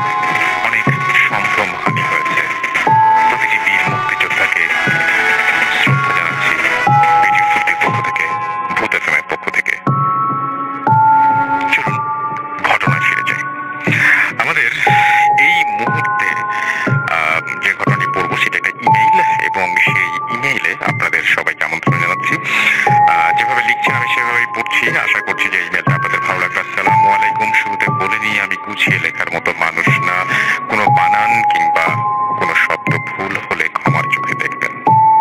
সেই 11 সাল থেকে শুনছি আপনাদের, কিন্তু কেন যেন আজকের লেখার প্রয়োজন বোধ করলাম। আমি আরিফ শাহরিয়ার, বাংলাদেশের একটি রেপুটেড প্রাইভেট ইউনিভার্সিটি থেকে আমার অনার্স কমপ্লিট করেছি আইন বিষয়ে এবং লন্ডনে মাস্টার্স করছি। ফলে আমার পক্ষে সশরীরে উপস্থাপন করা সম্ভব না। আমি যে ঘটনাটি শোনাবো সেটি বাংলাদেশের আমার নিজের সাথে ঘটে যাওয়া, সময় প্রায় 5-6 মাস আগের মতো হবে। বলে রাখা ভালো যে আমার তুলা রাশি, আমি জানি না আপনারা বিশ্বাস করবেন, রাশি বিশ্বাস করেন কিনা, বাট ছেলেবেলা থেকে আমার কাছে রাশি জিনিসটা নিছক ভাওতাবাজি মনে হতো। যাই হোক, আমার তুলা রাশি কল্যাণে আমি ছোটবেলা থেকে কম বেশি প্যারানর্মাল ব্যাপার স্যাপারের সাথে পরিচিত ছিলাম। আমার পরিবারের প্রায় সবাই একটু ইসলামিক মাইন্ডের, যার ফলে এইসব জিন ভূত সম্পর্কে আমাদের সবারই ধারণা ছিল। যাই হোক, ঘটনায় আসি। আমার গ্র্যাজুয়েশন শেষ করার পরে জুন কি জুলাইয়ের দিকে আমি আমার 4 জন ইউনিভার্সিটি ফ্রেন্ড ঠিক করি যে আমরা পুরো বাংলাদেশ জুড়ে যাব। কাকতালীয় ভাবে আমার 4 জন ফ্রেন্ডের বাসায় ছিল ফেনীতে। তার মধ্যে একজনের নাম আশফাক। তো আমরা সবাই ডিসাইড করলাম যে আশফাকের বাসায় থাকবো এবং সেখান থেকেই আমরা পুরো চট্টগ্রাম ঘুরবো। এতে আমাদের হোটেলে থাকার খরচটা সেভ হবে। বলে রাখা ভালো, আশফাক এবং আমার এবং বাবা ঢাকায় অনেক ভালো বিজনেসম্যান। ফলে তার পুরো ফ্যামিলি পুরান ঢাকায় থাকে, যার কারণে ফেনী এবং বাংলো বাড়িতে কেউ ছিল না, শুধুমাত্র একজন কেয়ারটেকার এবং তার ফ্যামিলি নিয়েই তিনি সেই বাসায় দেখাশোনা করতেন। বাড়িটির লোকেশন ফেনী শহর থেকে ভেতরে সীমান্ত এলাকা পরশুরামে। বাড়ি থেকে রাতের বেলায় ভারত সীমান্ত স্পষ্ট দেখা যায়, ভারত বাংলাদেশ সীমান্ত স্পষ্ট দেখা যায়। সেই এলাকায় খুব কম পাকা বাড়ি থাকায় মাগরিবের আযানের সময় রীতিমতো পিন ড্রপ সাইলেন্স চারিদিকে একদম বিরাজ করে। আমরা 2 জন আমাদের প্ল্যানের একদিন আগেই সেই বাসায় যাই। বাকি 2 জনের ঢাকা থেকে একদিন পরে আসার কথা ছিল। বলে রাখা ভালো, বাসাটি 3 বিঘা জমির ওপরে বানানো এবং ডুপ্লেক্স। আমরা যেই দেখলাম কেয়ারটেকার কাকার কাছে ছেলে আমাদের জন্য দোতলায় আলাদা রুম গুছিয়ে রেখেছে এবং পাশের হোটেল থেকে লোক আসছে আমরা কি খাবো শুনতে। আমি যে ফ্রেশ হওয়ার জন্য বাথরুমে গেলাম, বাট একটি জিনিস খেয়াল করলাম, এত আলিশান একটি বাথরুম বাট কোনো আয়না নেই। আমি একটু খুঁতখুঁতে স্বভাবের, আমার কাছে ব্যাপারটা খুব বিরক্ত লাগলো। কিন্তু আজব ব্যাপার হলো, বাথরুম না, পুরো বাসায় কোথাও আমি কোনো আয়না পেলাম না। অনেক টায়ার্ড থাকার কারণে ব্যাপারটা আর ভেবে ওঠেনি। নিজের ব্যাগের ছোট আয়না দিয়েই কাজ চালিয়ে নিলাম। 7টার সময় হোটেল থেকে আমাদের খাবার নিয়ে এলো কেয়ারটেকার সাহেব এবং তার ছেলে। আবার খেতে খেতে সবাই মিলে গল্প করার সময় এক ফাঁকে কিচেনের দরজার উপরের কোনায় একটা বড় মাছ দেখতে পেলাম। অনেক বড়, বলতে গেলে 6-7 ফিট হবে এবং মাছটি লম্বালম্বি ভাবে দরজার কোনায় উপরে দাঁড়িয়ে আছে। মাছটি দেখে আমাদের দেখা টিপিক্যাল কোনো মাছ মনে হলো না, অনেকটা রূপচাঁদা মাছ, কিন্তু শরীরটা ছোপ ছোপ ডোরা কাটা। বাসায় নতুন হওয়ার কারণে আমি ভাবলাম এটা হয়তো কোনো শোপিস টোপিস হবে। আমি আশফাককে ডাকতে যেই দেখলাম মাছটির নিচে পড়ে গেল। এইটা দেখে আমি প্রচুর ভয় পেলাম। আমার সামনে থাকা প্লেট রীতিমতো পড়ে গেল নিচে। সবাই অবাক হলো। কি আমি প্যানিক করতে করতে সবাইকে বললাম, বাট খেয়াল করলাম কেয়ারটেকার চাচা আমার কথায় একটু ইতস্তত হলেন না। উল্টো তিনি বললেন, মনে হয় বাথরুমগুলো আবার লাগাতে হবে। এই কথার মানে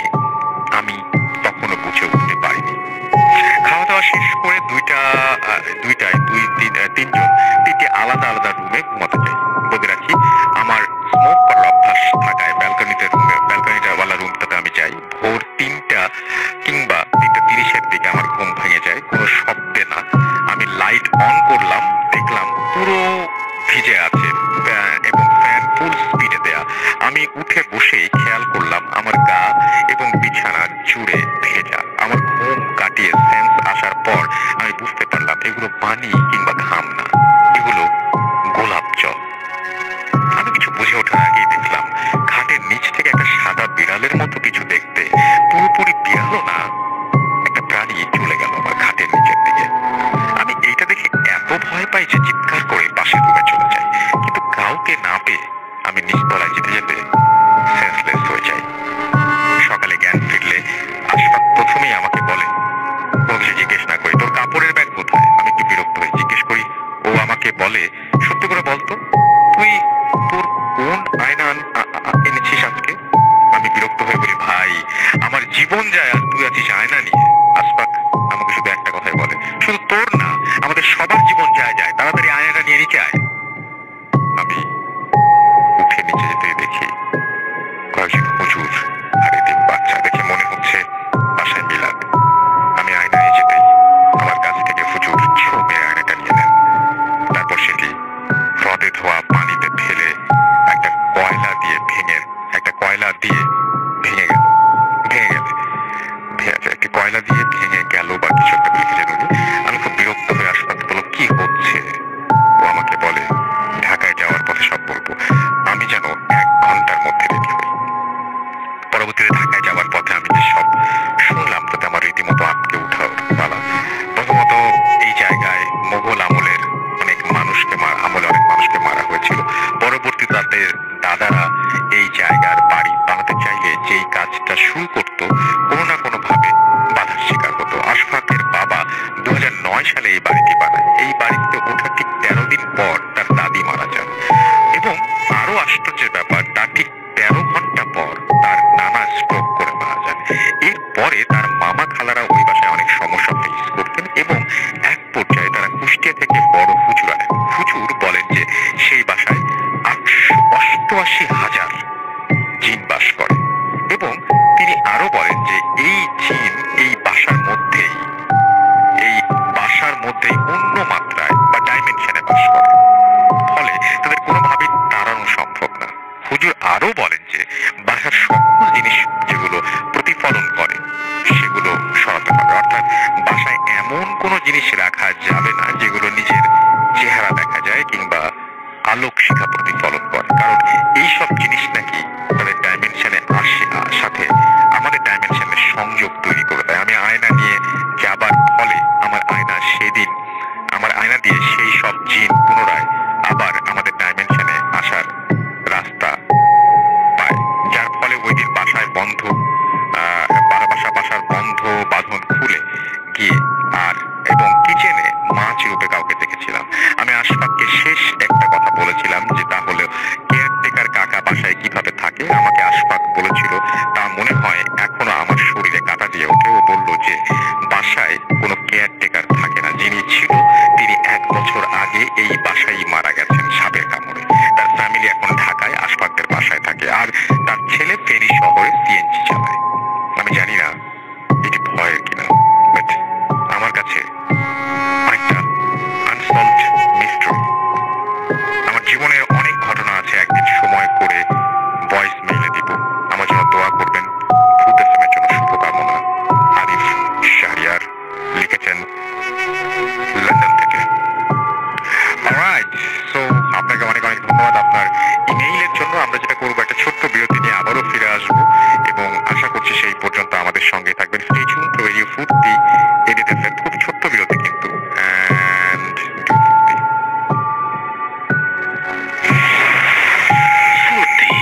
পিরিয়ডের দিনগুলোতে পছন্দের বিষয়গুলো হয়ে ওঠে বিরক্তিকর, তাই তোমার স্বস্তির জন্য এক্সট্রা কেয়ার নিয়ে পাশে আছে ফ্রিডম স্যানিটারি ন্যাপকিন। তোমাকে রিয়েলি বোঝে। শত্রুর সাথে লড়াই করেছি, স্বপ্নের সাথে বাস, অস্ত্রেও শান দিয়েছি, যেমন শস্য করেছি চাষ। বিজয়ের মাসের শুভেচ্ছা সবাইকে।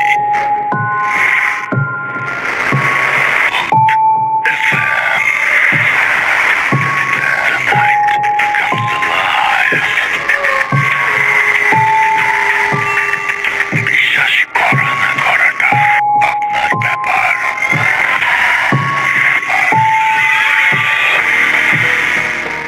অফকোর্স, বিশ্বাস করা বা না করাটা আপনার ব্যাপার। You are listening to radio Foorti FM. আমরা চলে যাবো সরাসরি আমাদের নতুন অতিথির কাছে। আপনার নামটা প্লিজ একটু বলবেন, কোথা থেকে এসেছেন সেটা বলবেন, তারপর আপনার কথায় যাবো। জি, ধন্যবাদ রাসেল ভাই। আমি রাজীব, এসেছি গাজীপুর থেকে, আর আমার হোম ডিস্ট্রিক্ট হচ্ছে টাঙ্গাইল। জি। তো আজকে আমি যে ঘটনাটি শেয়ার করব এটি আমার সংগ্রহ করা একটি ঘটনা। এটি গাজীপুরের একটি ঘটনা। আর যার সাথে আসলে ঘটনাটি ঘটে তিনি একজন বাঁশি বাদক এবং তিনি খুব সুন্দরভাবে তিনি বাঁশি বাজান এবং বিভিন্ন টিভি প্রোগ্রামেও সে বাঁশি বাজাতেন। তো এই ঘটনাটি তার সাথে ঘটে 1983 সালের দিকে। তো তখন আমরা জানি যে স্বাভাবিকভাবে গাজীপুরের যে এখন যে ক্রাউডেড যে ব্যাপারটা এটা কিন্তু ছিল না, তখন আসলে অনেক উন্মুক্ত একটা প্লেস ছিল গাজীপুর। তো আমার যে যার কাছ থেকে আমি আসলে ঘটনাটি সংগ্রহ করি তার বাসা গাজীপুরের টঙ্গীর কোনো একটি স্থানে, আমি আসলে নামটি মেনশন করছি না ভাই। তো তার বাসায় তার দুঃসম্পর্কের একটি মামা সে তার বাসায় থাকতেন এবং সেখান থেকে সে পড়ালেখা করতেন। তো ওনার একটা বিশেষ গুণ ছিল কি, উনি অনেক সুন্দর বাঁশি বাজাতেন। অনেক সুন্দর বাঁশি বাজাতেন এবং সে দিনের বেলায় আসলে বাঁশিটা বাজাতেন না, সে বাঁশি বাজাতেন রাতের বেলায়। এবং যখন সে বাঁশি বাজাতেন সে একটি নীরব কোনো একটা স্থান সে আসলে বেছে নিতেন, যেমন হাওরের পার বা বিলের পার। তো লোকটি ছিল অনেকটা শান্ত স্বভাবের এবং খুবই ভালো একজন মানুষ ছিলেন। জি, তো সে সেখানে থাকে, তাদের বাসায় থাকে সে বেশ কয়েক বছর। তো তারপর সে হঠাৎ করে একদিন সে বিয়ে করে ফেলে। জি, সে বিয়ে করে ফেলে এবং তাদের বাসায় সে চলে আসে তার বউ সহ একদম। জি, তাও একটা শহর নিয়ে চলে আসে এবং তার সপ্তাহখানেক পরে সে তাদের বাসা থেকে কাপাসিয়া, গাজীপুরের একটি জায়গা, তো কাপাসিয়ায় সে ওখান থেকে চলে যায়। জি, তো তারপর আমি যার কাছ থেকে ঘটনাটি সংগ্রহ করি আসলে সে তার নামটি আসলে শেয়ার করতে বারণ করেছেন, যার কারণে আসলে আমি নামটি শেয়ার করতে পারছি না আসলে। তো সে তার বাঁশি এর আগেও শুনেছে, তো তার হঠাৎ করে ইচ্ছা হয় যে সে বাঁশি বাজানো শিখবে। তো বাঁশি বাজানো শিখবে, তো সে আসলে কয়েকটা বাঁশি সে কিনে নিয়ে আসে এবং সে একা একা ট্রাই করে, বাট তার হচ্ছিল না। তো তারপর সে ওখানকার স্থানীয় একজন গুরুজি আছে, তো তার কাছে সে তালিম নেয়, বাট আসলে মানে ওই রকম সুর সে পাচ্ছে না আসলে যেটা সে চায়।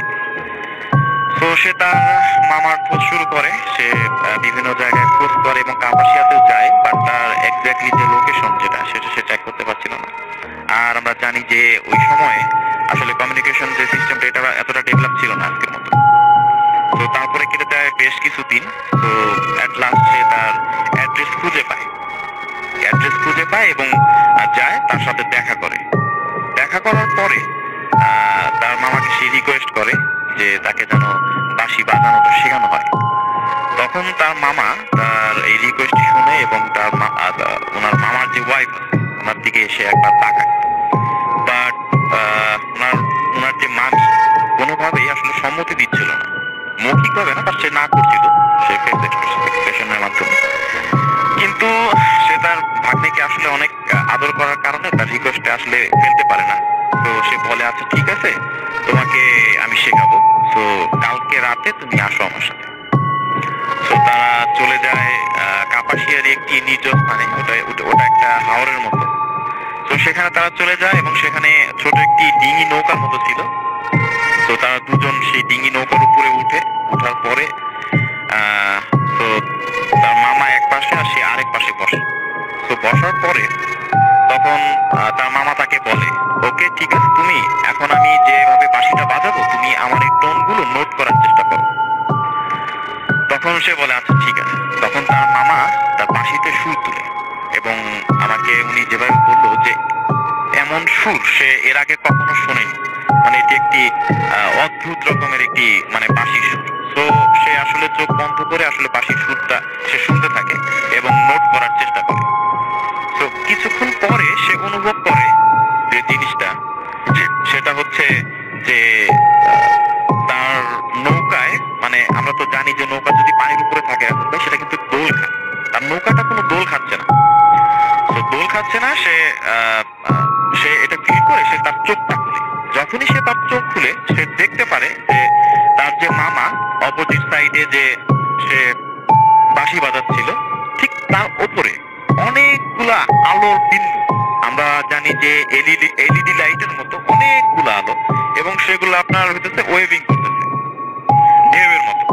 তো যখন সে এই জিনিসটা দেখে দেখার পর সে তার উপরের দিকে তাকায়, তার মাথার উপরে তাকায় এবং দেখে সেম জিনিসটা তার মাথার উপরে, এবং সে প্রচন্ড ভয় পায়। প্রচন্ড ভয় পাওয়ার পরে সে একটা চিৎকার দেয় ওখানে।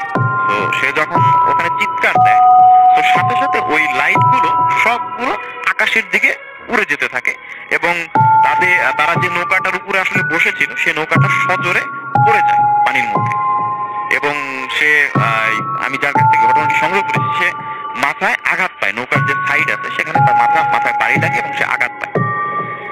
তো তারপর তার যে মামা আছে, তার মামা সজোরে বলে উঠে যে তোমাদের অনেকবার আমি বলেছিলাম যে আমার সাথে যদি কেউ আসে এভাবে কখনো তোমরা সামনে আসবে না আর এভাবে তোমরা ডিস্টার্ব করবে না, তো তারপরেও তোমরা শুনলে না। তো সে অনেকটা মানে রাগান্বিত ভাবে সে কথা বলে। তো তারপর তারা চলে যায় বাসায়।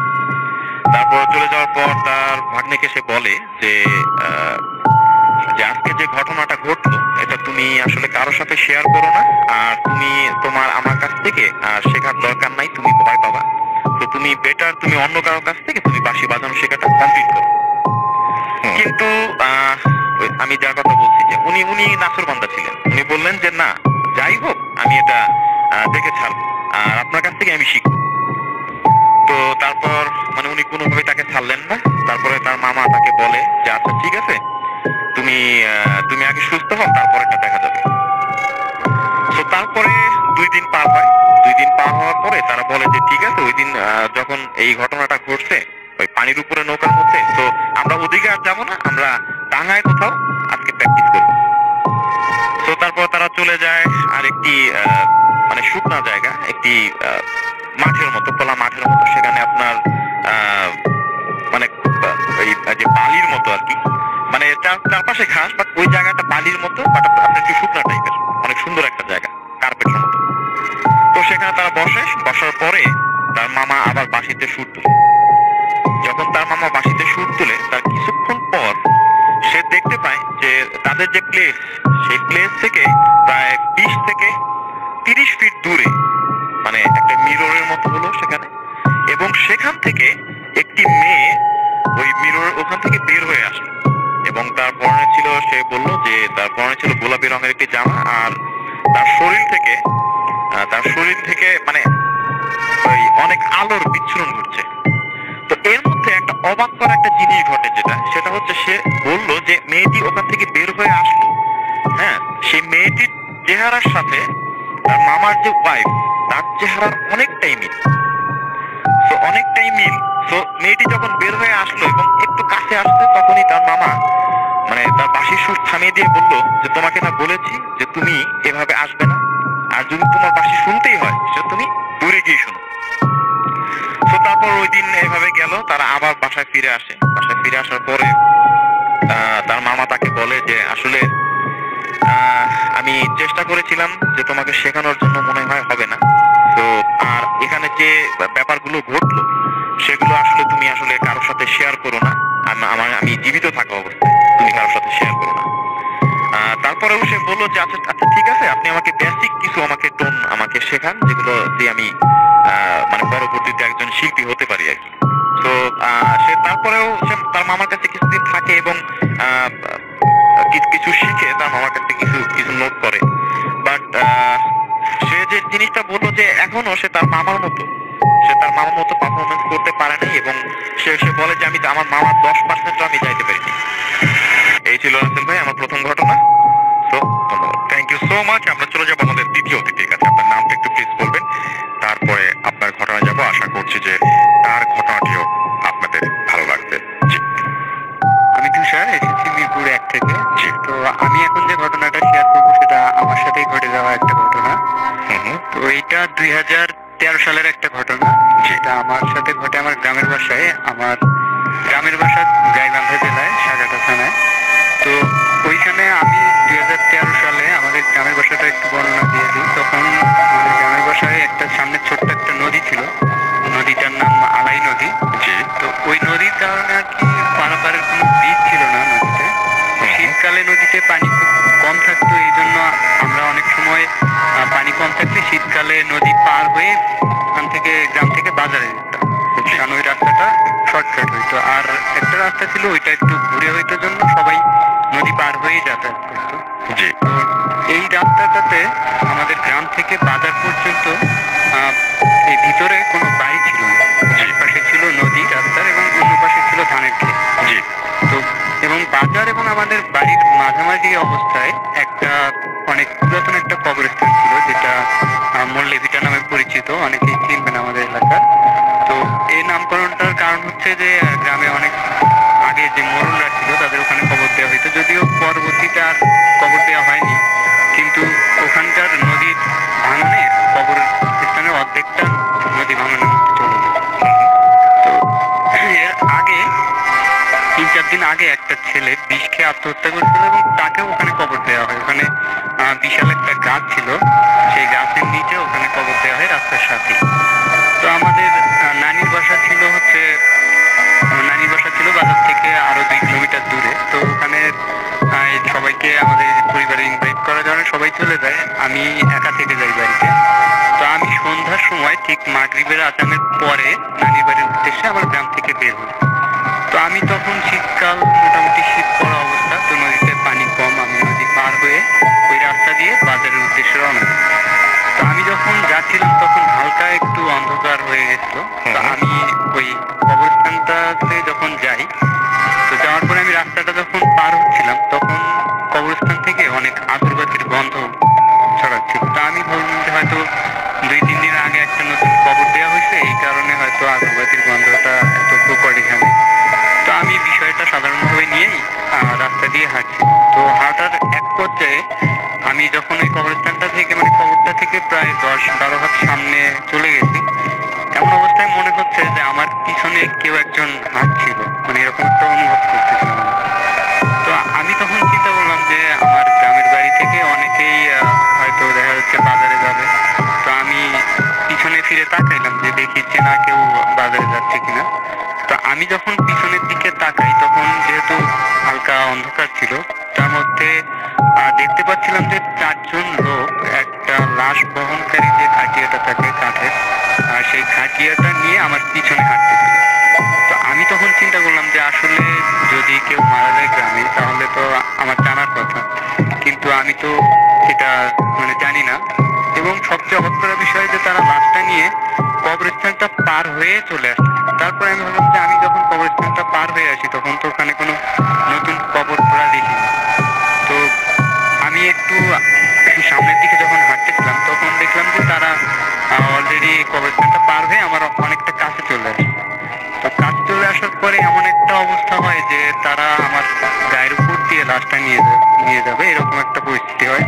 তো আমি রাস্তার পাশে দাঁড়াই। তো দাঁড়ানোর পরে ওনারা আমার সোজায় বাম পাশে থাকে, আমি ডান পাশে হাঁটতেছিলাম। তো আমি একজনকে জিজ্ঞাসা করলাম যে আঙ্কেল কে মারা গেছে, কিন্তু তারা কেউ আমার দিকে তাকালো না এবং কোনো কথাও বললো না। তারা 4 জন শুধু সোজা সামনের দিকে দেখতেছে এবং হাঁটতেছে। আমি তখন ভালোভাবে খেয়াল করলাম যে খাটিয়ার উপরে যে লাশটা আছে সেই লাশটার হচ্ছে মুখটা বের করা, মানে কাফন, পুরাটাই কাফন করা, বাট মুখের জায়গাটা খোলা এবং মুখে মনে হচ্ছে যে অনেকগুলো ধারালো ছোরা দিয়ে যদি কাটা হয় যেমন একটা অবস্থা হবে সেরকম, এবং সেগুলো থেকে রক্ত ঝরছে এবং সেই রক্তটা আস্তে আস্তে রাস্তায় পড়ছে খাটিয়া থেকে। তো তারা আমার সামনে চলে গেল, আমি তখন তাদের পিছনে, তারা আমার সামনে হাঁটতেছে, আমি তাদের পিছনে হাঁটতেছি এবং লোকগুলোকে আমি কখনো মানে চিনি না যে কোথায় বা আগে কখনো দেখিনি লোকগুলোকে। তো আমি পরে জিনিসটা খেয়াল করলাম যে আসলে দেখি তো যে রক্তগুলো যে পড়তেছে এগুলো কি রাস্তায় কোনো দাগ আছে কিনা। তো আমি তখন রাস্তায় দেখলাম যে হ্যাঁ রক্তগুলো যে পড়তেছে সেই রক্তের দাগগুলো তখনও রাস্তায় আছে। তো আমি চিন্তা করলাম যে অনেক সময় লাশ এইভাবে নিয়ে যাওয়া হয় গ্রাম থেকে গ্রামে, কিন্তু মৃত মানুষ থেকে তো রক্ত এইভাবে বের হওয়ার কোনো কথা না। তো আমার কাছে ফোন ছিল, আমি ফোন বের করলাম, যে ভাবলাম নানির বাসায় ফোন দিই যে কেউ এসে আমাকে নিয়ে যাবে। কিন্তু আমি যখন ফোন বের করলাম তখন ফোনটা একদম অফ ছিল। তো তারপরে আমি অনেক চেষ্টা করলাম ফোনটা অন করার জন্য, কিন্তু ফোনটা অন হচ্ছিল না। এই প্রচন্ড শীতের মধ্যেও আমি অনেক ঘামতেছিলাম। যাই হোক, আমরা ওইভাবেই হাঁটতেছিলাম, হাঁটতে হাঁটতে এর মধ্যে ওনারা কোনো কথা বলেনি তার সাথে, পিছনেও তাকায়নি, ওনারাও হাঁটতেছে, আমিও ওনাদের পিছনে পিছনে হাঁটতেছি। তো একটা পর্যায়ে যখন আমরা লোকালয়ের কাছে মানে বাজারের কাছে চলে আসি তখন হঠাৎ করে আমার সামনে থেকে পুরো জিনিসটাই আর কি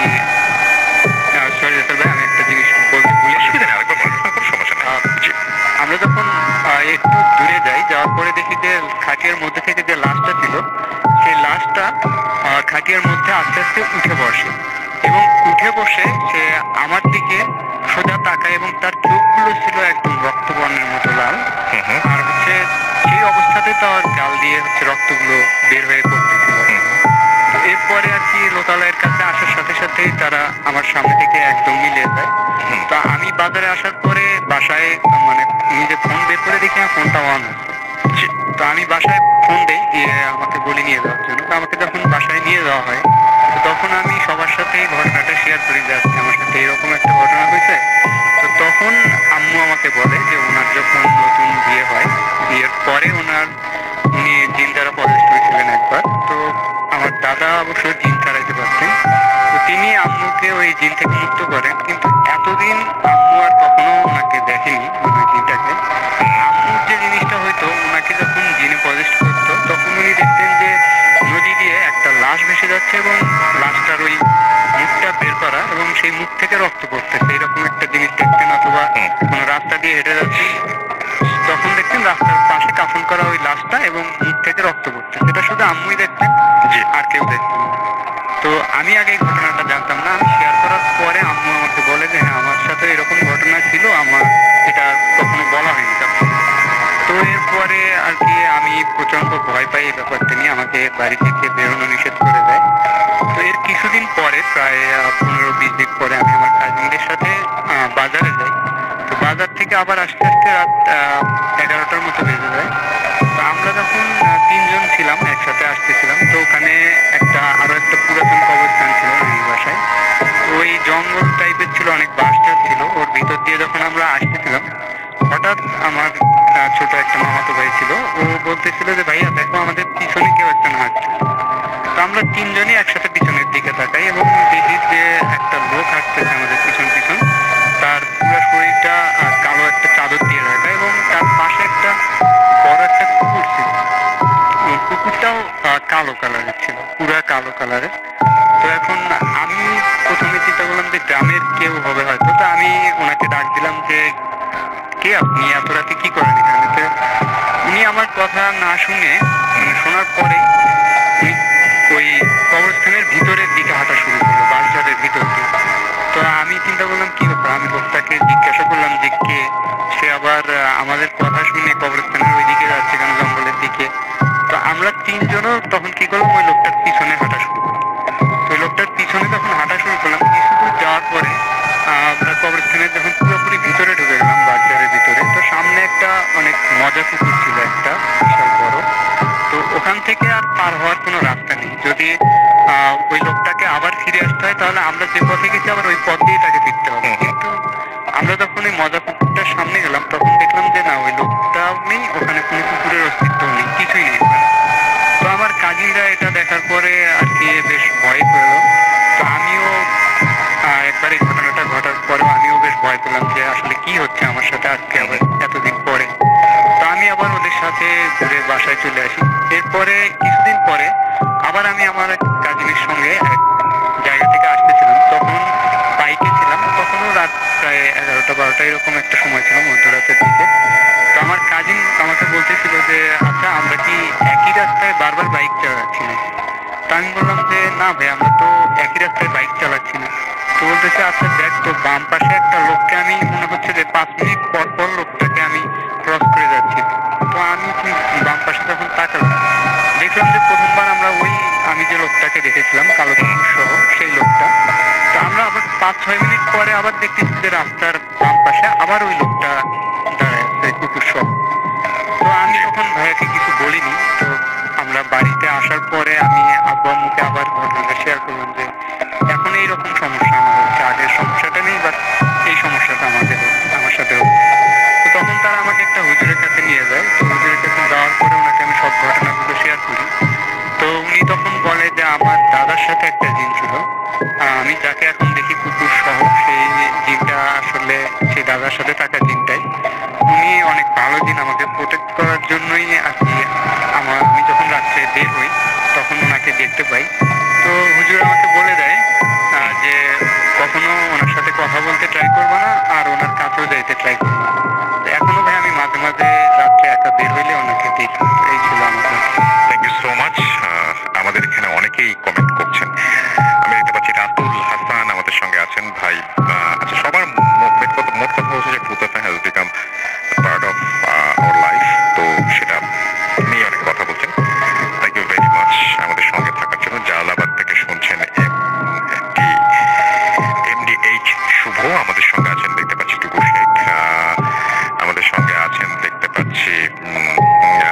পাচ্ছি শিমুল সরকার, এছাড়া আমাদের সঙ্গে আছেন এমডি সুমন, এবং আমাদের সঙ্গে আছেন রেজাউল হক চৌধুরী, পিন্টু চৌধুরী আমাদের সঙ্গে আছেন, আমাদের সঙ্গে আছেন পিকে রাসেল, আশিক বিল্লা আমাদের সঙ্গে আছেন, আমাদের সঙ্গে আছেন দেখতে পাচ্ছি RDB ইমন খান, আমাদের সঙ্গে আছেন হিমেল আফ্রিদি, এছাড়াও আমাদের সঙ্গে আছেন শারমিন রিমা আছেন আমাদের সঙ্গে, আচ্ছা মাহমুদ হাসান বন্দলে মানববন্ধন করবেন, আমাদের সঙ্গে আছেন একজন ভালো ছেলে, এছাড়া আমাদের সঙ্গে আছেন শাহেদ সালমান, এছাড়া আছেন অভিজিৎ বণিক, তপন তাসনিম আমাদের সঙ্গে আছেন, ফয়সাল মারুফ আমাদের সঙ্গে আছেন, আমাদের সঙ্গে আছেন দেখতে পাচ্ছি আরো অনেকে, এবং রেডিও ফুর্তি যে পেজ, সেই পেজেও আপনারা অনেকে আছেন আমাদের সঙ্গে, এবং আমাদের সঙ্গে দেখতে পাচ্ছি যারা আছেন এই মুহূর্তে তাদের মধ্যে কিছু না পড়লেই না, আমাদের সঙ্গে আছেন AS কাউসার হুসাইন, এছাড়া আমাদের সঙ্গে আছেন দেখতে পাচ্ছি জিগালতলায় থাকেন সাইফ ইকবাল, ওকে, রাকিব হাসান বলছেন আজকে স্টোরিগুলো অনেক ভয়, চিটাগং থেকে লিখছেন, ফয়েজুল্লাহ আমাদের সঙ্গে আছেন, আমাদের সঙ্গে আছেন সাইফ ইকবাল আছেন আমাদের সঙ্গে দেখতে পাচ্ছি, এছাড়াও রকিব আহমেদ আছেন, পাবেল হোসেন ZP, কাউসার হুসাইন আমাদের সঙ্গে আছেন, আফান খান আজিজুল আমাদের সঙ্গে আছেন, আমাদের সঙ্গে আছেন দেখতে পাচ্ছি খলিফা সহ আরো অনেকে। থ্যাংক ইউ ভেরি মাচ আমাদের সঙ্গে থাকার জন্য, এবং আশা করছি যে আপনি পুরোটা সময় আমাদের সঙ্গে থাকবেন। তো যাই হোক, আমরা যেটা করবো সেটা হচ্ছে, আচ্ছা টুইটারের কথাগুলো একটু বলে দিই আপনাদের কাছে। নীল চিকুট আমাদের সঙ্গে আছেন, আমাদের সঙ্গে আছেন নাহিদ হৃদয়, এবং আমাদের সঙ্গে আছেন দেখতে পাচ্ছি এছাড়াও মইনুর সাগর আছেন আমাদের সঙ্গে দেখতে পাচ্ছি, টুকু শেখ আছেন আমাদের সঙ্গে, সাম্য, এমডি হাসান খান আমাদের সঙ্গে আছেন, আমাদের সঙ্গে আছেন দেখতে পাচ্ছি পাবেল হোসাইন সহ আরো অনেকে। ছোট্ট একটা বিরতির পরে আবারও ফিরে আসবো, সেই পর্যন্ত আমাদের সঙ্গেই থাকবেন। স্টে টিউনড টু রেডিও ফুর্তি এন্ড ডু ফুর্তি। ফুর্তি ভালো করে দেখার আগে অ্যাড হয়ে গেছে। এই তো শুরু হয়ে গেছে ইন্টারনেটে এনগেজমেন্ট থেকে হানিমুন, সেলফি থেকে ভিডিও শেয়ারিং এ যে পরিমাণ এনার্জি দেবে তাতে আরেকটা তাজমহল বানিয়ে ফেলা যাবে। এই সময় ইন্টারনেটটা বেশি লাগে, তাই আরো বেশি এনজয় করতে বাংলা লিংকের বেশি বেশি ইন্টারনেট। রক্ত আর সম্ভ্রম দিয়ে কেনা স্বাধীনতা, গ্রীষ্ম থেকে বসন্ত, ঊর্ধ্বে আমার লাল সবুজ পতাকা। বিজয়ের মাসের শুভেচ্ছা সবাইকে।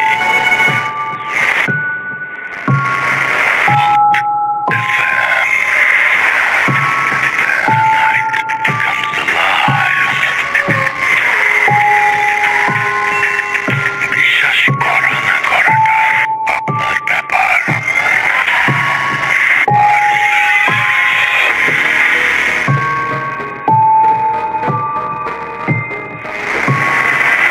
আসসালামু আলাইকুম মাসুম ভাই। আসসালামু আলাইকুম মাসুম ভাই। রাসেল ভাই ভালো আছেন? জানি ভালো থাকুন। মাসুম ভাই আপনি কেমন আছেন বলুন তো? কখনোই জানতে চাওয়া হয় না আপনি কেমন আছেন। আমি রাজিয়া, চট্টগ্রাম থেকে বলছি। আজকে ছোট একটা ঘটনা বলি। এটা আমার মায়ের কাছ থেকে শোনা। মা জেনেছেন আমার নানির কাছ থেকে। ঘটনাটা আমার মায়ের মেজর খালাকে নিয়ে ঘটা একটা ঘটনা। খুবই পজিটিভ একটা ঘটনা। এখানে ভয় ভয় এরকম কোনো বিষয় না, খুবই পজিটিভ। সব ঘটনায় আসলে নেগেটিভিটি থাকে না, কিছু কিছু ঘটনা শুরু থেকে নেগেটিভ মনে হয়, বাট রেজাল্টটা অলওয়েজ পজিটিভ আসে। আমার মায়ের মেজর খালা, ওনারা ওই সময় তো আসলে মেয়েরা তো পড়ালেখা করতো না, বাংলা মাধ্যমে পড়ালেখা আপনি বাদ দেন, আরবি পড়ালেখা অনেক সময় হয়ে উঠতো না, গিয়ে দিয়ে দিত খুব আর্লি এজে, ওনাকেও তেমন দিয়ে দেয়। তো কোরআন তালাওয়াত বাংলা তো সম্ভবই হয়নি, কোরআন তালাওয়াত করা, নামাজ শেখা এগুলো আসলে ওনাকে দেওয়া হয়নি। তো আমার মারা তখন খুবই ছোট, যাওয়া আসা করতেন নানা বাড়িতে, গেলে লং টাইম থাকতেন। আমার নানি যেন আবার খুব বেশি সংসার ছিল, এদিকে থাকার সুযোগ হতো না, বিশাল গৃহস্থী বাড়ি, যার কারণে যখনই সময় পেতেন গিয়ে একটু লম্বা সময় থাকতেন, 10 দিন 15 দিন। তো আমার নানি যান সেরকম একবার গেলেন, ছিলেন কয়েকদিন। এখন হঠাৎ করেই সন্ধ্যার আগে বোধ হয় আমার মায়ের মেজর খালাকে খুঁজে পাওয়া যাচ্ছে না। তো সেই সময় এরকম কেউ হারিয়ে গেলে মানুষ প্রথমেই সেন্স একটা জিনিস আনতো যে জিনের কোনো সমস্যা হবে, ঘুম টুম করে ফেলবো, কোথাও নিয়ে গেল, এগুলো খুবই নর্মাল ঘটনা। তো সেই সেন্সে সবাই খোঁজাখুঁজি শুরু করলো, হুজুরকে খবর দিল, হুজুর আজান দিলেন। যে যে কর্নার থেকে আসলে ওনাকে গুম করা যাবে বলে ধারণা করা হচ্ছে, সব রকম কর্নারে গিয়ে আজান দেওয়া, ওনাকে খোঁজা ডাকা, এই সব প্রসেসিং করতে সবই করা হলো, বাট ওনাকে পাওয়া গেল না। দেন একবার খুঁজে শেষ করে সবাই চিন্তা করলো যে অনেক সময় আজান দেওয়ার পর ওই ব্যক্তিকে ফেরত দেওয়া হয়। তো আমরা আবার নতুন করে খোঁজা শুরু করি, সবাই আবার নতুন করে খোঁজার জন্য বের হলো। এত জায়গায় খুঁজে ওনাকে পাওয়া গেল না, ফাইনাল ওনাকে পাওয়া গেল সেখানে যেখানে ওনাকে যেতে দেখেছিলেন কেউ, অর্থাৎ সন্ধ্যার আগে একজন ওনাকে ওয়াশরুমে ঢুকতে দেখেছিল। ওয়াশরুমে একবার না 1000 বার দেখা হয়ে গেছে, তখন পাওয়া যায়। এখন ফাইনাল একজন বললো যে ওয়াশরুমটা বাকি রাখবো কেন, এত জায়গায় দেখলাম ওয়াশরুমটা আবার দেখতে পেলাম। তো অনেক অনীহা প্রকাশ করলো যে না দরকার নেই, অনেকবার দেখলাম। তারপরে গেল এবং ওনাকে কোনো পেল। উনি একদম দাঁড়ানো অবস্থায় ছিলেন, মনে হচ্ছে দাঁড়িয়ে ঘুমাচ্ছেন, এমন একটা সিচুয়েশন। দেন ওনাকে গিয়ে ধরার সাথে সাথে পড়ে গেল। তো আমার মায়ের মেজো খালার হাজব্যান্ড ওনাকে ওখান থেকে নিয়ে এলেন, কোলে করে নিয়ে এনে বিছানায় শুয়ে দিলেন। হুজুর যা যা করার সবকিছু করলেন। অনেক কষ্টের পর ওনার সেন্স আসলো। সেন্স আসার পর ওনার প্রথম কথাই বোধন ছিল সূরা ইয়াসিন বা কোরআন শরীফ থেকে কোন একটা বড় সূরা তেলাওয়াত। উনি অটোমেটিক্যালি ওটা তেলাওয়াত শুরু করলেন এবং একের পর এক সূরা পড়ে যাচ্ছেন। অথচ উনি কিন্তু আরবি শিক্ষা সুযোগ উনি পাননি, কিছুই উনি জানতেন না। নামাজ কালাম দূরের কথা, ছোট একটা সূরা ওনার দ্বারা পড়া সম্ভব হতো না। সেই উনি কোরআন শরীফের সবচেয়ে বড় বড় সূরাগুলো একের পর এক তেলাওয়াত করে যাচ্ছেন নিখুঁত সুরে। দেন হুজুর বললেন ওকে, ঘটনা আসলে ভালো কিছু ছিল না, বাট রেজাল্টটা খুবই ভালো। যেই নিয়ে গেছে হবে কোনো মুসলিম জিন এবং ওনার জন্য ভালো কিছুই করেছে সে। উনি যেহেতু আরবি শিক্ষায় শিক্ষিত ছিলেন না, কোনো কিছু জানতেন না, নামাজ কালামও জানতেন না, তো হয়তো এখন উনি সবই করতেন দেখবেন। ফাইনালি আসলে তাই দেখা গেল। উনি সুস্থ হয়ে ওঠার পর উনি নামাজ কালাম কোরআন তেলাওয়াত সবকিছুই, কোরআন তেলাওয়াতটা আসলে না দেখেও করতে হতো, উনি মুখস্থই তেলাওয়াতটা করতে পারতেন। তো সব ঘটনাই আসলে খারাপ না, কিছু কিছু ঘটনা খারাপটা শুরুটা খারাপ দিয়ে হয়, বাট এন্ডিংটা খুব ভালো হবে। তো ওকে, নেক্সট টাইমে আরো কিছু ঘটনা দেখবো, অল্প করে পাঠাবো, কয়েকটা কিছু সেই পর্যন্ত আমি যাতে ভালো থাকি এবং আমার মতো যারা ভিডিও থেকে ভালোবাসে তারা যাতে ভালো থাকে সেজন্য দোয়া করবেন, কারণ আপনি অনেক ভালো আছেন। আল্লাহ